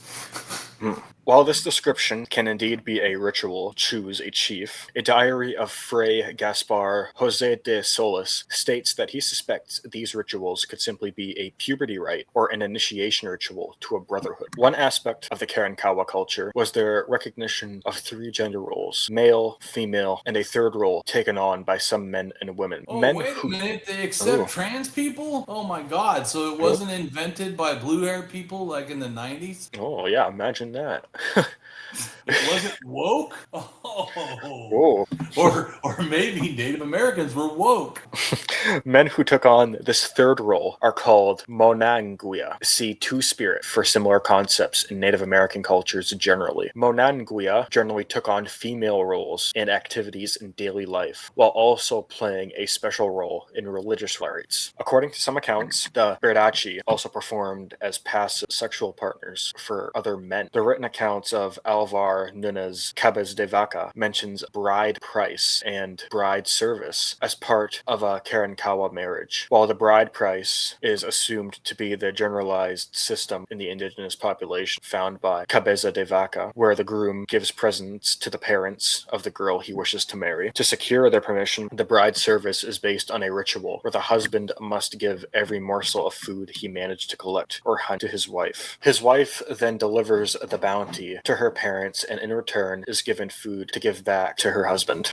This ritual goes on for an unknown number of months, but when it is concluded, the pair typically then emerges in patrilocal residence. In terms of marriage, divorce is a common aspect, typically only to marriages that have not created any children, and is unlikely if children have been born from the marriage. So wait a minute, people had divorce back then too? Well, these people are advanced. Oh yeah, imagine that. Between the husband and wife, no signs of fondness, intimacy, or special treatment were observed. The Karankawa reacted strongly and sometimes violently, Europeans interfering in marital or familial affairs. The Karankawa were said to have great compassion and tenderness for their children. Mothers carried babies, not yet able to walk, on their backs, wrapped in a loop of animal hide. Karankawa people practiced forehead flat. They shaped the foreheads of babies by first with a piece of cloth, then a thin board, and then a wadded cloth. Each of these was tied to the head with a bandage and left to stay there about 1 year. The men wore hide breechcloths, while the women wore deer hide skirts. They did not wear head covers or shoes. Some women of the tribe obtained European clothing occasionally, but would only tear them apart or wear them temporarily. European blankets were of greater use to the tribe, worn fastened to their bodies during cold weather and pinned with thorns. Both men and women wore a small bracelet of undressed deerskin. In the warm climate, children did not wear clothing until they were about 10 years old. The Karankawa had distinctive tattoos, notably a blue circle tattooed over each cheekbone, one horizontal blue line from the outer angle of the eye toward the ear, 3 perpendicular parallel lines on the chin from the middle of the lower lip downward, and 2 other lines extending down from under each corner of the mouth. Right, and I talked to you before about tattooing, which one of these times we're going to also do a video on that, because the chin line thing is like all over the Americas and over in Asia, showing that it's probably a cultural thing that spread. Once again, not just something that happened in situ with one group, but is a theme that the different groups were in a sense all engaging in. Which is, like I told you, I do think ideas went across. I just don't think that it was hyper diffusion. Yeah, and going through this, I'm just thinking about like building on what we talked about, like this old stereotyped view that so many of these tribes, like especially the small ones, like they had to be isolated. Right. And just like building on what we've talked about and reading about the Karankawa here, I'm just thinking, so they even have these chin tattoos. Right, and here I'm just thinking to myself, groups and the chin tattoos they have just to show that it's not limited to one region. The variation, it's all over. Yeah, the variation is occurring. So that probably happened in situ, the variation. But the idea of it is, and it's always women that have this, or general. So it also shows that it's a cultural thing for sure that spread. So, but that's because I want to show that stuff is connected. So it's not, because some of the times I feel that some academics try to go against, say, the Graham Hancock stuff and say, well, nothing is actually, connected and everything happened in situ, which I don't agree with that at all. No, neither do I. But I also absolutely do not agree that it was just one and done and, one great culture taught them all. No, hell no. No, it's like David Pompiani said, there has to be a balance between like the really far out there pseudoscience and the academics who are extremely like too rigid with their thinking. Sure. Yeah. That's what I would try to say, that to me, because I don't see it as a negative thing. It's not negative. they're being careful. They're academics. I'm not an academic. I don't have to be careful. What I try to be is reason and try to provide, like I do, evidence, and then try to link, legitimately reasonable ways that stuff could have happened so I can have reasoned speculation. And I understand academics don't have to do that, but I do think there is a benefit if they do, especially if they do, like me, say it's speculation, even if it's reason. Instead of feeling like it's either you have everything's a speculation or nothing is, I feel like that's not don't we have educated guesses in science? Don't they have, reasoned hypothesis, even though they can't prove everything? I mean, I don't think that it's a bad thing. I think it's not, I don't agree with the pseudo-archaeologists that the archaeologists are under some mandate to give speculations. They're not. And it's not like somehow they've done something wrong if they don't. I think, what I'm saying? I think that's a wrong understanding of it. They don't have to do that. They can stick to the facts and just the facts. They don't but I do feel it would be beneficial if they offered reasoned speculations. So but if they don't, it's fine. I'm going to do it. So but I'm just saying you get my point. Is I don't see that it's like it's not a requirement. They don't have to do that. I just wish they would, especially to help combat these lunatic ideas that come out of total conspiracy theories. There's somewhere in between that, like he was saying, and I don't think that it has to be like limited to or whatever. However you said it, David Papiani. It can be out there as long as there's reasoned steps that get. So I don't. People's opinion of what's extreme. There's black holes. They used to think there wasn't. I don't think it was extreme when they said that they felt like there was, or dark energy or dark matter, things we don't totally understand. I think it's wrong to say for sure how that happened if we don't know, but I don't think there's anything wrong with giving ways you think it could have happened. But like I said, I feel that what we should do, which I try to do, is announce openly that this is what I'm doing. Because I've said before, like said, well, that's a speculation. Well, yeah, and there's educated guesses that are probably correct, and then there's ones that literally can't be. Acting as if those two things are the same thing is complete foolishness. So. Yeah. Okay. Moreover, 16th century European explorers wrote that Karankawa people had labrets, or piercings of cane on the lower lips, nose, and other parts of the body. To women, labrets show up about 5,000 years ago to 4,000 years ago in the Pacific Northwest, and then go down. Although we do know that labrets were in the Middle East 11, 12,000 years ago and seemed to spread all over the place to 9,000 and whatever. But before that, the people that are the Gravitans, especially the Pavlovian Gravitans, which are the ones that were in Czechoslovakia, which I think buried the first female shaman at like 25 to 30,000. They have labyrinths. And then it doesn't, I don't know, but it doesn't, they seem to do a lot of like advanced, what we call advanced stuff, but then it doesn't like keep going. I think maybe it dies off. I don't know. Because epigravitans, which are those influenced people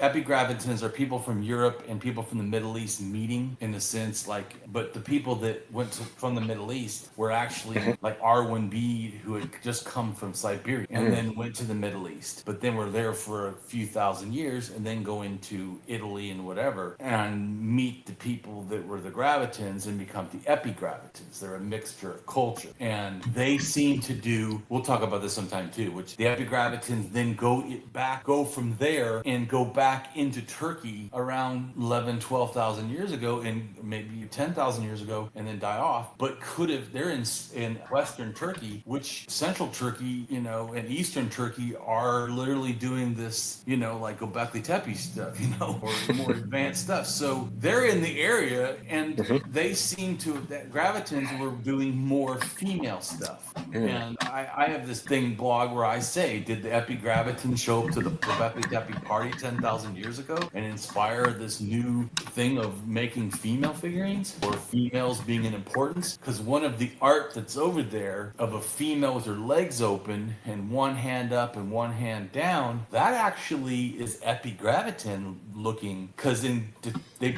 up in the caves at like 14 and 12,000 years ago in Italy, the epigravitans put on the cave ceiling women and men doing that kind of behavior. Cool. So I say, was there some sort of influence? And we do know people from central Turkey, which was hundreds of miles away, show up, or their stone tools do, because they can tell by the type of obsidian, like, the mineral content of the obsidian, and some of the other stone tools or whatever show up in Göbekli Tepe. So for sure, somehow ideas or people are getting from that area over. And it is not unthinkable that the Western Turkey is influenced, because we know there's some relation to Central Turkey. So did the people from Western Turkey influence Central Turkey and then go all the way over to Göbekli Tepe? And then that's possibly why that female out of nowhere shows up, which looks like it's doing thing, because one hand is like, and in the one in Italy, which I'll show you eventually, I've already done it before. I mean, why not, right? We're talking about it. Yeah, why not?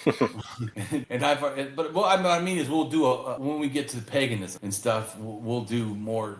I want to, go through these different ones for you one at a time, so that you can understand at least how I see all this stuff in stages, not as at one, just group. Because I think it really helps understand at least what I'm trying to get you to understand, or other people to. Because I think that here. So that woman has a hand up, hand down, and there's ones right in the epigravitan's cave where there's one where that woman has her legs open, one hand up. Oh yeah. If you notice, it is literally the same hand. Yeah, hand on the hip, hand pointing. Yeah. Right? Same exact one. And then, of course, there's other ones that are doing it. And the one I think possibly is showing the moon and the star, like later where the moon and Venus together. So and the other one is a crescent moon, that she's pointing up to the crescent moon, which also sometimes there's a crescent moon and a star. But this other one, figuring with the legs open, with two hands up, is showing the full moon in Venus. But anyways, this is my speculation, Chris, once again. But they are showing something, and I'm just saying I think I might understand what they're trying to say.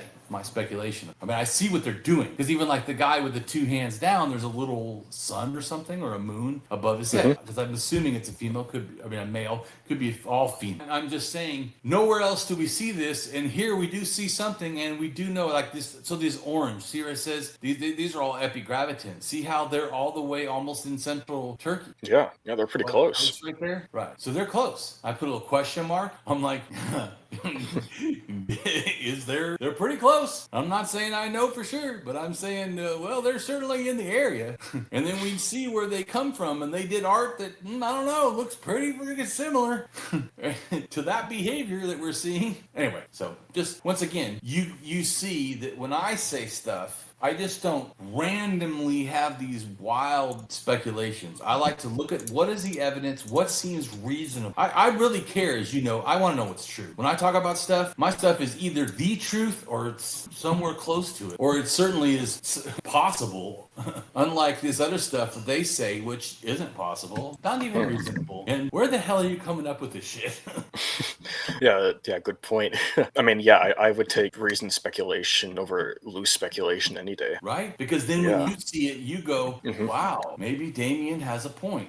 The women in some tribes, such as the Coco group, also had a tattoo of concentric black circles from their nipple to circling their entire breast. Men, women, and children alike rubbed shark's oil on their entire bodies regularly to deter mosquitoes effectively and to keep their skin soft and supple. Europeans who encountered the Karankawa were disgusted by the odor. The women wore no ornaments, while the men wore many ornaments. Men's long hair was braided with 3 strands. They inserted bright items, such as ribbons or colored flannel. The women never braided their hair, nor combed it regularly. The men wore necklaces of small shells, glass beads, pistachios, and thin metal discs on their throats, never on their chests. They also wore finger rings. Europeans knew limited information about the rituals of the Karankawa because the latter did not reveal the purposes of their actions or their beliefs. Which is When freaking sad, right? Yeah. That they're kind of like died out and we don't know all this stuff about them. That would have been like great if we did. Yeah, the actions, the beliefs, even the names, like they didn't reveal. That's unfortunate. It sucks. Especially for people that like me and you that really like to know all that stuff. Yeah. When Joutel, an explorer and companion of Robert Cavalier de la Salle, questioned their religious beliefs, Karankawa only pointed at the sky. At the full moon and after very successful hunting or fishing expeditions, the Karankawa traditionally held a ceremony. After gathering around a central fire, they boiled a strong and bitter brew from the leaves of the yaupon tree and stirred it until the top was covered with a yellowish froth. This brew was shared and all the Karankawa drank freely. Although this brew was said to be intoxicating, Europeans did not notice any visible effects on the natives. One native stood within the circle of men, wrapped up to his head in skins, and he bent over as he walked around the fire. They chanted in chromatic ascending and descending tones, and all the natives joined in the chorus. This ceremony continued throughout the night. Other than this, only a few other rituals were observed, and their purposes are unknown. The Karankawa stared at the sun when it disappeared into the sea, like some other native groups of the area. They also smoked tobacco through their nostrils, first to the north, then to the east, west, and south. They frequently whistled at certain times, and apparently for some objective, but ultimately for unknown purposes. Jean-Baptiste Talon, in response to an interrogation, reported, "One could only infer that they have some confused impression of the immortality of their souls and the resurrection of the dead by the ceremonies that they observe in their burial of their dead." After, now, why would you say confused? As what? Not Christian? Right? Yeah, looking at their mindset, like this is like the Karankawa must have some backward, like superstitious belief system. See, you picked up on it, but the same as me. Yeah. I'm like, wait a minute. Yeah, it's not as refined and evolved as Christianity. If they didn't tell us, how in the fuck would we know it's confused? As opposed to what exactly? Yeah. Anyways, go ahead. Yeah. After having wrapped the corpse in a well-prepared buffalo hide, the same one that he had used in life to cover himself, they bury him with his club, his bow, and his arrows, a quantity of smoked meat, some corn and vegetables, and 2 pieces of a certain rock that they used instead of gunflint to make fire. For this purpose, they make a little hole in one of the pieces of wood, which is flat, in which they lean against them, and having sharpened the other, which is round, they adjust the point of it in the hole and make some fire by rubbing these 2 pieces of wood, by turning the one that is round between their hands as fast as they can, and all that in order that he may use them, so they say, when he wakes up. Right, and it says they drunk a black drink also, and then I've added a thing because they culturally know the black drink was actually quite extensive. And once again, like Damien says about how things are all spread around as cultural ideas, not limited to this in situ belief that, some people, but also not just Graham Hancock random, we just say shit because it feels good. And also, like I said too, is that people act as if we don't know things. Like I told you, we do know some stuff. And the more research you do in a detailed way, the more just like about the Great Lakes. You first look at it, you think one thing, but the more you research, the more you realize, okay, wait a minute, there's a lot going on. Yeah. Yeah, it can get pretty interconnected. Just a surface glance, it doesn't look that way. Right. When you heard about them drinking a little drink, you think, oh, yeah, whatever. And then you look at all these ones they're doing, you're like, hey. Yeah, that connects with what I was thinking about earlier with the chin tattoos. Because I'm just like rationalizing and thinking to myself, okay, the Karankawa, they're not isolated, and they're actually pretty interconnected. Right. And this is more evidence for that. Is it not? Like I said, don't you like how I don't just say things are connected or have larger things, but help back that up multiple ways? Mm-hmm. Go ahead and read about it. AI overview. The Karankawa people consumed a caffeinated black drink brewed from the leaves of the native yaupon holly, Ilex vomitoria, during important social and ceremonial gatherings known as mitotis. Its use was generally restricted to adult men and served several key purposes. The most significant use was for ritual cleansing. Participants would drink large quantities of potent caffeine-rich brew and intentionally induce vomiting, purify their body and spirit before important events like war expeditions, ball games, or major festivals. So pause for a second, and we know ball games are very... Oh, yeah. Like the Western Gulf Coast. There's there's ball courts all over the place. Wait a minute. What the? Yeah. One more thing that's all over the place. Oh, that's incredible. The drink was a central component of council meetings and diplomatic gatherings, serving as a medium for discussion, strengthening resolve, and reinforcing shared purpose. The beverage was typically consumed in large quantities, often from a community cup made of a large shell. The highest status individuals drinking first. So pause for 1 second. What did they just say? What kind of individuals? High status. Highest status. Right. Generally, only adult men partook in the ceremonial consumption of the black drink, though some accounts mention female leaders also participating. That's right. So it's already showing you leaders. It's people with high status. AI overview. Karankawa religious beliefs centered on a largely unrecorded set of spiritual practices focused on ceremonial gatherings, reverence for nature, and, according to historical accounts, ritualistic behaviors. Their spirituality was deeply connected to their coastal environment, with ceremonies aimed at ensuring successful hunts and fostering communal strength. The core of their religious life involved large social and spiritual gatherings known as mitotes. These events included intense dancing, singing, and chanting, often lasting through the night. During these ceremonies, men consumed an intoxicating, stimulating beverage brewed from the leaves of the yaupon holly, Ilex vomitoria. This black drink was used to facilitate rituals and to thank spirits for successful hunts. Medicine men or shamans were believed to heal illnesses by sucking the sickness out of a patient's body. It is noted that, unlike some, the doctors of the tribe were not to be eaten after death, but rather cremated. The Karankawa recognized a third gender, often referred to by Europeans as a berdach, Karankawa monaguia, which included males who took on female roles and played a special, often spiritual, role in religious rites. The Karankawa people's traditional beliefs involved recognizing the sun and moon as divinities and centered around communal ceremonies called mitotes. They did not practice the savage mythology often portrayed in colonial era accounts, which were largely myths spread by Europeans to justify their actions. The Karankawas considered the sun and the moon as forms of divinity, although historical accounts suggest they did not offer them formal worship. Right. And so this shows the 1500s. Things are now changing a little bit, right? Because before this group was just the lower part of the area that was Corpus Christi. Now it's way up to Galveston Bay and inland. So it just showing once again, and then see the Apache and whatever, these areas are being more larger, taken over. The Coahuiltecan people. The Coahuiltecans are a historic indigenous nation of what is now northeastern Mexico and southern Texas. They once spoke a variety of possibly unrelated languages known as the Coahuiltecan languages. The various Coahuiltecan groups were originally nomadic hunter-gatherers. The Coahuiltecan languages are a collection of related languages. It should not be confused with the Coahuilteco language. The Coahuiltecan languages are extinct, but there are efforts by scholars such as Jessica L.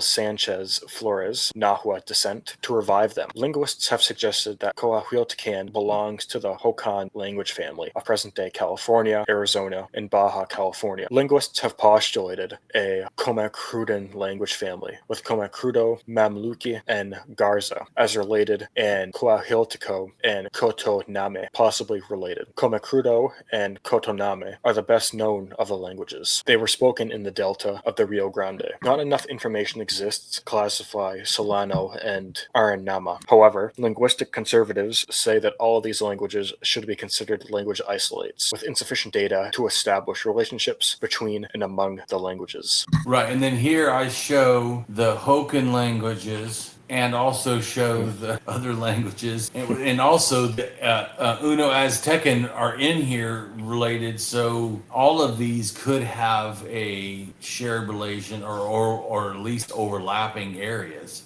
And once again, they're more wider distributed than people would like to act like. And they're incredibly widespread. Right. It's fascinating if you think about the history. I'll give an example with Proto-Uto-Aztecan. It's thought to originate in like Southern California in like the coastal area around 3000 BCE, and at least from And at least from what I've read, linguists think it was related to their shell bead trade back then. And that's how it was able to spread into the interior and down into Mexico and along the coast. Right. So that's fascinating to think about. Yeah, definitely. So go ahead and read about the Hokan language and then the other language. The Hokan language family is a hypothetical grouping of a dozen small language families spoken mainly in California, Arizona, and Baja California. Some versions of the hypothesis also include languages spoken in Oaxaca, southern Mexico, and on Honduras, Central America. See, now that's interesting, right? Oh, yeah. But then again, when you understand that people did migrate and move, we do know for a fact that people did migrate from Southern California all the way down to Peru before the first almost, Peruvian stuff happened, cultures on the coast, and the pyramids happened down there. So, I mean, yeah.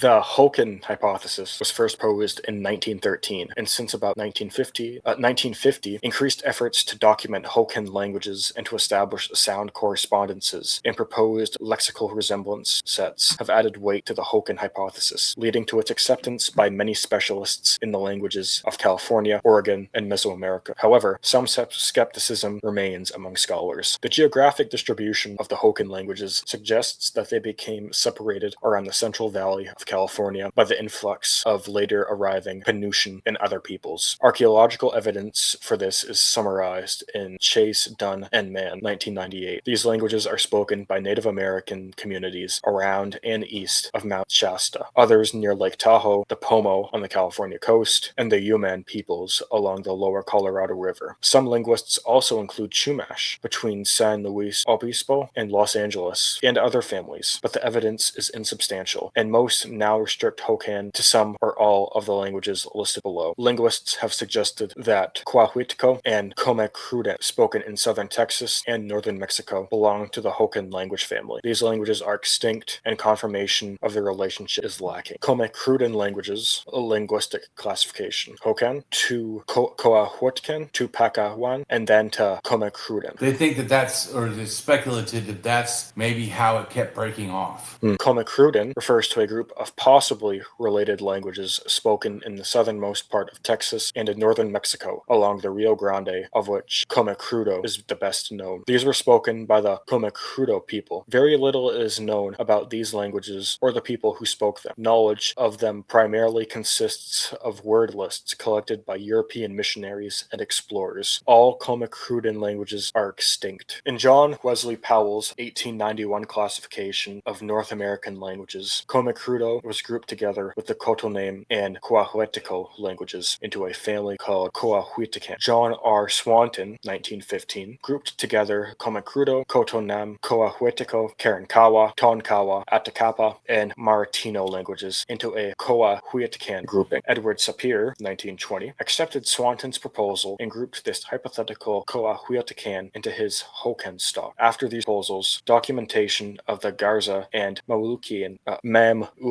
languages was brought to light, and Goddard, 1979, believes that there is sufficient similarity between them and Comecrudan for them to be considered genetically related. He rejects all other relationships. Powell's original Coahuiltecan, named Pacawan and extended with Garza and Maluki, has been defended by Manister Rammer, 1996, who also sees a relationship with Karankawa, probable, and Atakapa as a more distant possibility. This proposal has been challenged by Campbell, who considers its sound correspondences unsupported and considers that some of the observed similarities between words may be due to borrowing. Jean-Louis Berlandier, 1803 to 1851, was a French-Mexican naturalist, medical doctor, and anthropologist, whose manuscripts contain the only existing records of Memulik and Garza. Numerous bands made up the Coahuiltecan peoples. Most modern linguists, however, discount this theory for lack of evidence. Instead, they believe that the Coahuiltecan were diverse in both culture and language. At least 7 different languages are known to have been spoken, one of which is called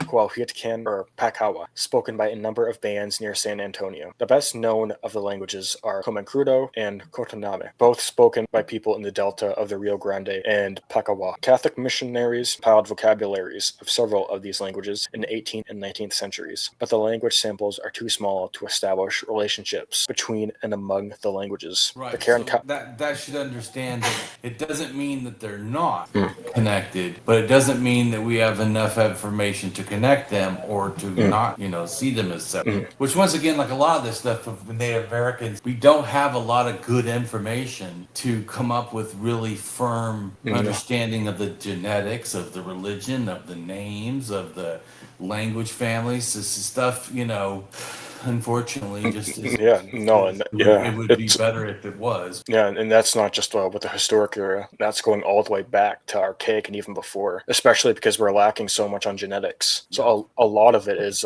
just like reasoned speculation and from fragmentary evidence. The Karankawa and Tokawa were possibly linguistically related to the Coahuiltecan. First encountered by the Spanish in the 16th century, their population declined due to old world diseases and numerous small-scale wars fought against the Spanish, Apache, and other indigenous groups. After the Texas secession from Mexico, Coahuiltecan peoples were largely forced into harsh living conditions. In 1886, ethnologist Albert Gatschet found the last known survivors of Coahuiltecan bands, 25 Comancrudo, 1 Cotoname, and 2 Pacawa, living near Reynosa, Mexico. The Coahuiltecan lived in the flat, brushy, dry country of northern Mexico and southern Texas, roughly south of a line from the Gulf Coast at the mouth of the Guadalupe River to San Antonio and westward to around Del Rio. They lived on both sides of the Rio Grande. Their neighbors along the Texas coast were the Karankawa, and inland to their northeast were the Tonkawa. To their north were the Jumano. Later, the Lipan Apache and Comanche migrated into this area. Their indefinite western boundaries were the vicinity of Monclova, Coahuila, and Monterrey, Nuevo Leon, and southward to roughly the present location of Ciudad Victoria, Tamaulipas, the Sierra de Tamaulipas, and the Tropic of Cancer. Although living near the Gulf of Mexico, most of the Coahuiltecan were inland people. Near the Gulf for more than 70 miles, 110 kilometers, both north and south of the Rio Grande, little fresh water is available, so bands were limited in their ability to survive near the coast and were deprived of its other resources, such as fish and shellfish and other coastal resources. Texas historian Jennifer Logan wrote the Coahuiltecan culture represents a culmination of more than 11,000 years of a way of life that has successfully adapted to the climate and resources of South Texas. Peoples share the common traits of not farming, living in small autonomous bands, and having no political unity above the level of band and extended family. They were nomadic hunter-gatherers who carried few possessions on their backs as they adaptively moved to acquire seasonal food sources without depleting them. At campsites, they built small circular huts with frames of 4 bent poles, which they covered with woven mats. Adapted to the warm climate, they wore minimal clothing. At times, bands came together in large groups of hundreds of people, but most of the time their encampments were small, consisting of a few homes with a few dozen people. Along the Rio Grande, some Coahuiltecan lived more sedentary lives, perhaps constructing more substantial dwellings and using palm fronds as a building material. Coahuiltecan peoples hunted deer, bison, peccary, armadillos, rabbits, rats, mice, snakes, lizards, frogs, salamanders, and snails for meat. They fished and caught shellfish. Fish was probably most important as food for groups living near the Rio Grande Delta. Most foods could be eaten raw, but they used an open fire or fire pit when cooking. Plants provided most of their diet. Pecans were an important protein source gathered in the fall and stored for future use. They cooked the bulbs and root crowns of the maguey, soto, and lechuguilla pits and ground mesquite beans to make flour. Prickly pear was an important summer food, from its paddles to its fruit. It also provided water when that resource was scarce. In the winter, plant roots provided important sustenance. Most of the Coahuiltecan seem to have had a regular round of travels in their food gathering. The Payaya Band near San Antonio had 10 different summer campsites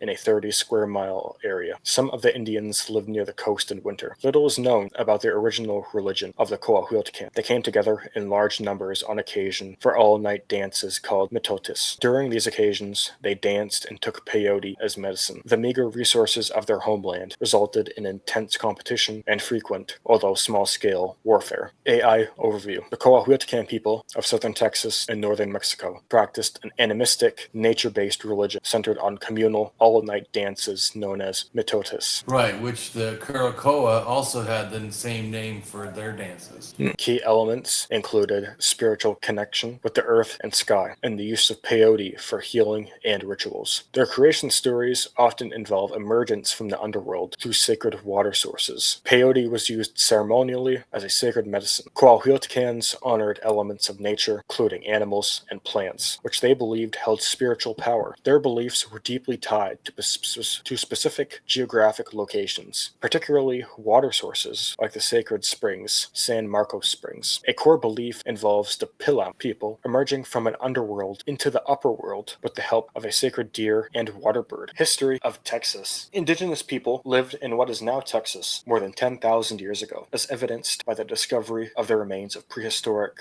Neanderthal lady. In 1519, the arrival of the first Spanish conquistadors in the region of North America, now known as Texas, found the region occupied by numerous Native American tribes. The name Texas derives from Tasha, a word in the Caddoan language of the Hassania, which means friends or allies. In the recorded history of what is now the U.S. state of Texas, all or parts of Texas have been claimed by 6 countries: France, Spain, Mexico, the Republic of Texas, the Confederacy during the Civil War, and the United States of America. All right, that's all we're going to read today, so we're going to go ahead and cut it off. People can, there's more stuff, they can go and check it out. But we did what I wanted to do, which was get, into some of the nitty gritty, but also give like a loose overview of the stuff. So, and like I said, you can go read more, or click links and even go into more in depth. But I think we did a good job addressing Texas, just like we did a good job, I feel, addressing, Maine. Yeah, I think we did a good job with these 2 videos. And we talked about a lot of interesting stuff, and it's stuff that I didn't know about, especially for Texas. Right on. Yeah. I'm glad to hear it.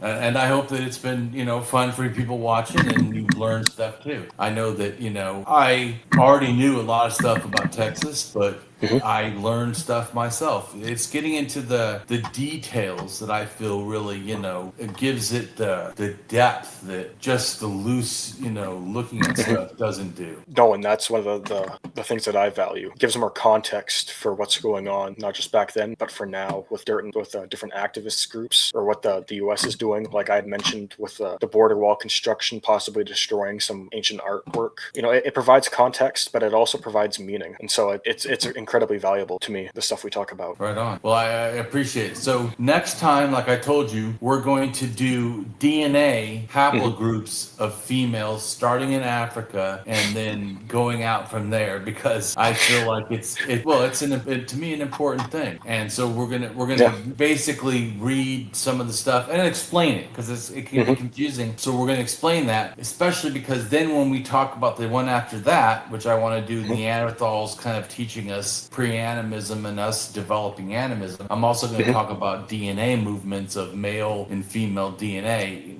because how we get to find the Neanderthals at 120 to 100,000 years ago in Israel. Yeah, and I'm looking forward to that. Right on. Yeah. So if you have any thoughts or anything, go ahead and say it. And if not, then just go ahead and tell us where to find you. Well, one thing that I will say is to the people watching this, if you're one of the individuals waiting for me to publish more research on the old copper complex and the archaic, just wait a little while. It's not going to be a year, like within the next 6 months, if that, because I really want to digest all of this new information, especially related like big men, trans-egalitarianism, and chieftains, like just how different these social structures can be before I move forward and publish anything on the OCC, because I really want to have a solid reference sheet going forward. Yeah, I appreciate that. I know that people also wonder when I'm going to do my book, and I figured, I need to get some of these things honed down for myself too and out there so people can understand. Then I can work more on my book, which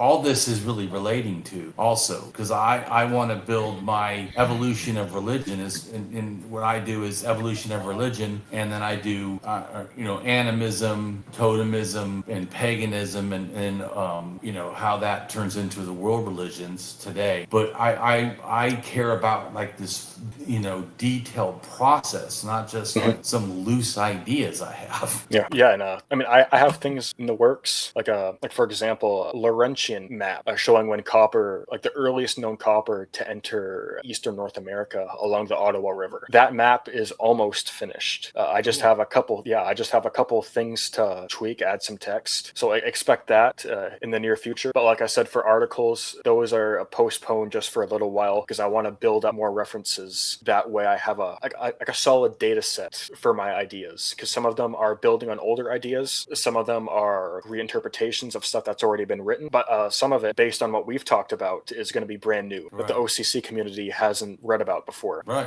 That's awesome. Okay. So once we get to totemism, I'm also going to do clans and big men, even though that to me is somewhat related. 50,000. It really, after 8,000, 10,000, it really starts to become a large thing. It goes from sort of just how clans are organizing themselves to like elite power. So, which eventually becomes kings and everything else, states and so. That'll be another interesting one. I'm fascinated by that process, like just how many different ways like a society can structure itself. Yeah. Because one of the things Did you have a chance to look through that blog I made to put a lot of that together? But the chieftain one? Yeah. Yeah, I looked through it, and that's why I brought up like the war chiefs or like the war leaders on the plains. Like I didn't know about that. I figured they must have some type of structure. I didn't know it was like a chieftain level or chieftain-esque. Right. Like that's really fascinating to me. Yeah, well, yeah, and to me, every single one of them have chiefs, but like if you click on each group,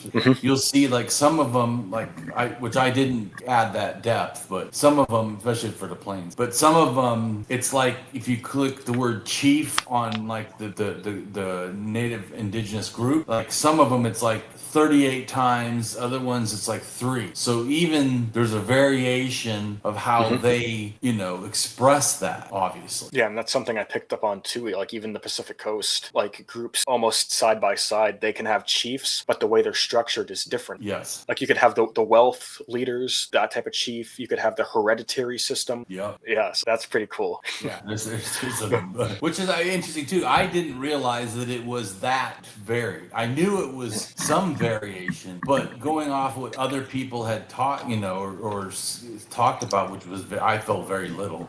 But the more I looked at each individual group, I realized, wow, there's a lot of variation. Yeah, and that's the thing. Like even like a basic Google search, it's not going to present it that way. It's going to gloss over it and make it all seem like they're the same type of chieftain. Right. So it'll be really great when we break that down, because I think that for academics, I think it will be helpful, because it really, they need to do more. It just shows me we need to go back and research that a lot more in depth. Yeah. I think that people, have dropped the ball. There needs to be some serious research into that's in depth, because it's obviously we have too much of a tropes on it and not enough of its actual variation. Like I said, it's like someone going, well, they all had pottery. Well, that's not wrong, but that's also not right either to see it like that. There's so many different styles, shapes, grit tempers. Oh my goodness, It's like doing an injustice to the concept. And don't even get me started on perishable storage with boxes and crates. Or in like the Pacific Northwest. At least, almost 11,000-year-old weaved baskets. Oh, yeah. So, I mean, yeah. So it's like, they made weaved baskets. Like how big, what styles? Like was there color variation? There's so much nuance. Materials varied? Did they do it Oh once? yeah. Yeah. There's so much nuance. It's incredible. Well, like you said, weaved basket. Like the one I know they found is actually pretty large. It's like when it's 11,000, I think it's like maybe 10 gallons or something, or 20 gallons. It's huge. It's not. You're like, that's really big. It's not like a few cups. It's like humongous, like a barrel or something. So much bigger than you think. You're like, that's really big. Well, yeah, because it seems like when people think of baskets, they picture like this little plate size, like this little serving tray. But those things could be huge. Well, I think it's obviously some kind of storage. Yeah. But I'm just making a comment. So once again, I agree with you. That's why I was saying that I feel like it's definitely needs to be done. I did some, and I hope someone else goes, buck wild and writes a whole book on it, or whatever. Oh yeah, hopefully. Really, a few articles articles. I mean, somebody needs to do more on it. It literally, the ball has been dropped bad. Yeah, because people have forgotten and overlooked not just the general public, but even some academics, like just how variable storage systems can be beyond pottery. Yeah, like it's incredible. Like if you just look into it, it's incredible. Like baskets, like reed baskets, well, and some bark baskets, baskets were done crates. for water. Yeah, they would like I said about the Karankawa, that you line it with something and then you can carry water in it. Like not just that. You don't need pottery to boil stuff. You can boil stuff in wooden baskets or even wooden troughs. Yeah, throw in hot rocks. Yeah. Yeah. And that's documented too, so that's even better. Yeah. Well, anyways, I appreciate you doing this, and everybody, we'll do the next time for DNA, which I also love, because see, I love languages and DNA and all that. That's why when you get videos of me, it's not just archaeology or just religion. It's going to be a whole bunch of things, because I'm into all the stuff that helps us understand the truth. Yeah, absolutely. All right, everyone, take care, and tell us where we can find you. Okay, you can find me on X, Blue Sky, and Reddit at CopperViolette. You can contact me at my email at copperviolette@gmail.com. You can find me at Facebook at Dylan Violette, and I also have an academia.edu page. I go by Dylan Violette on there. Right on. Okay. Well, thank you, Dylan, and everyone, take care. Okay, see you next time, everybody.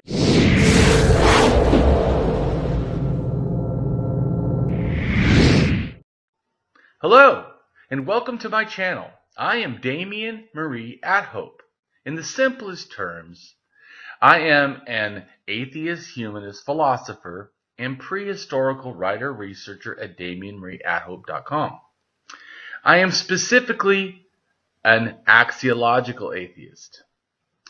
An axiological atheism can be thought to involve ethical and value theory reasoned and moral argument driven apatheism, ignosticism, atheism, anti-theism, anti-religionism, secularism, and humanism. Axiological atheists can be understood as a value theory or a value science atheist. As an axiological atheism's ethically reasoned and constructive pro-humanity. I am an axiological thinker, value theorist. The science of goodness, worthiness, usefulness, valuableness, virtue, reliableness, accuracy, validity, morality, integrity, beneficialness, etc., etc. We axiologists have a value consciousness. And in general, we see the architecture of humanistic humanitarianism value in people that we see as dignity beings. Places and things are not. Axiology is a value theory. In its broadest sense, it involves areas of philosophy that are deemed to encompass some evaluative or evaluation aspect.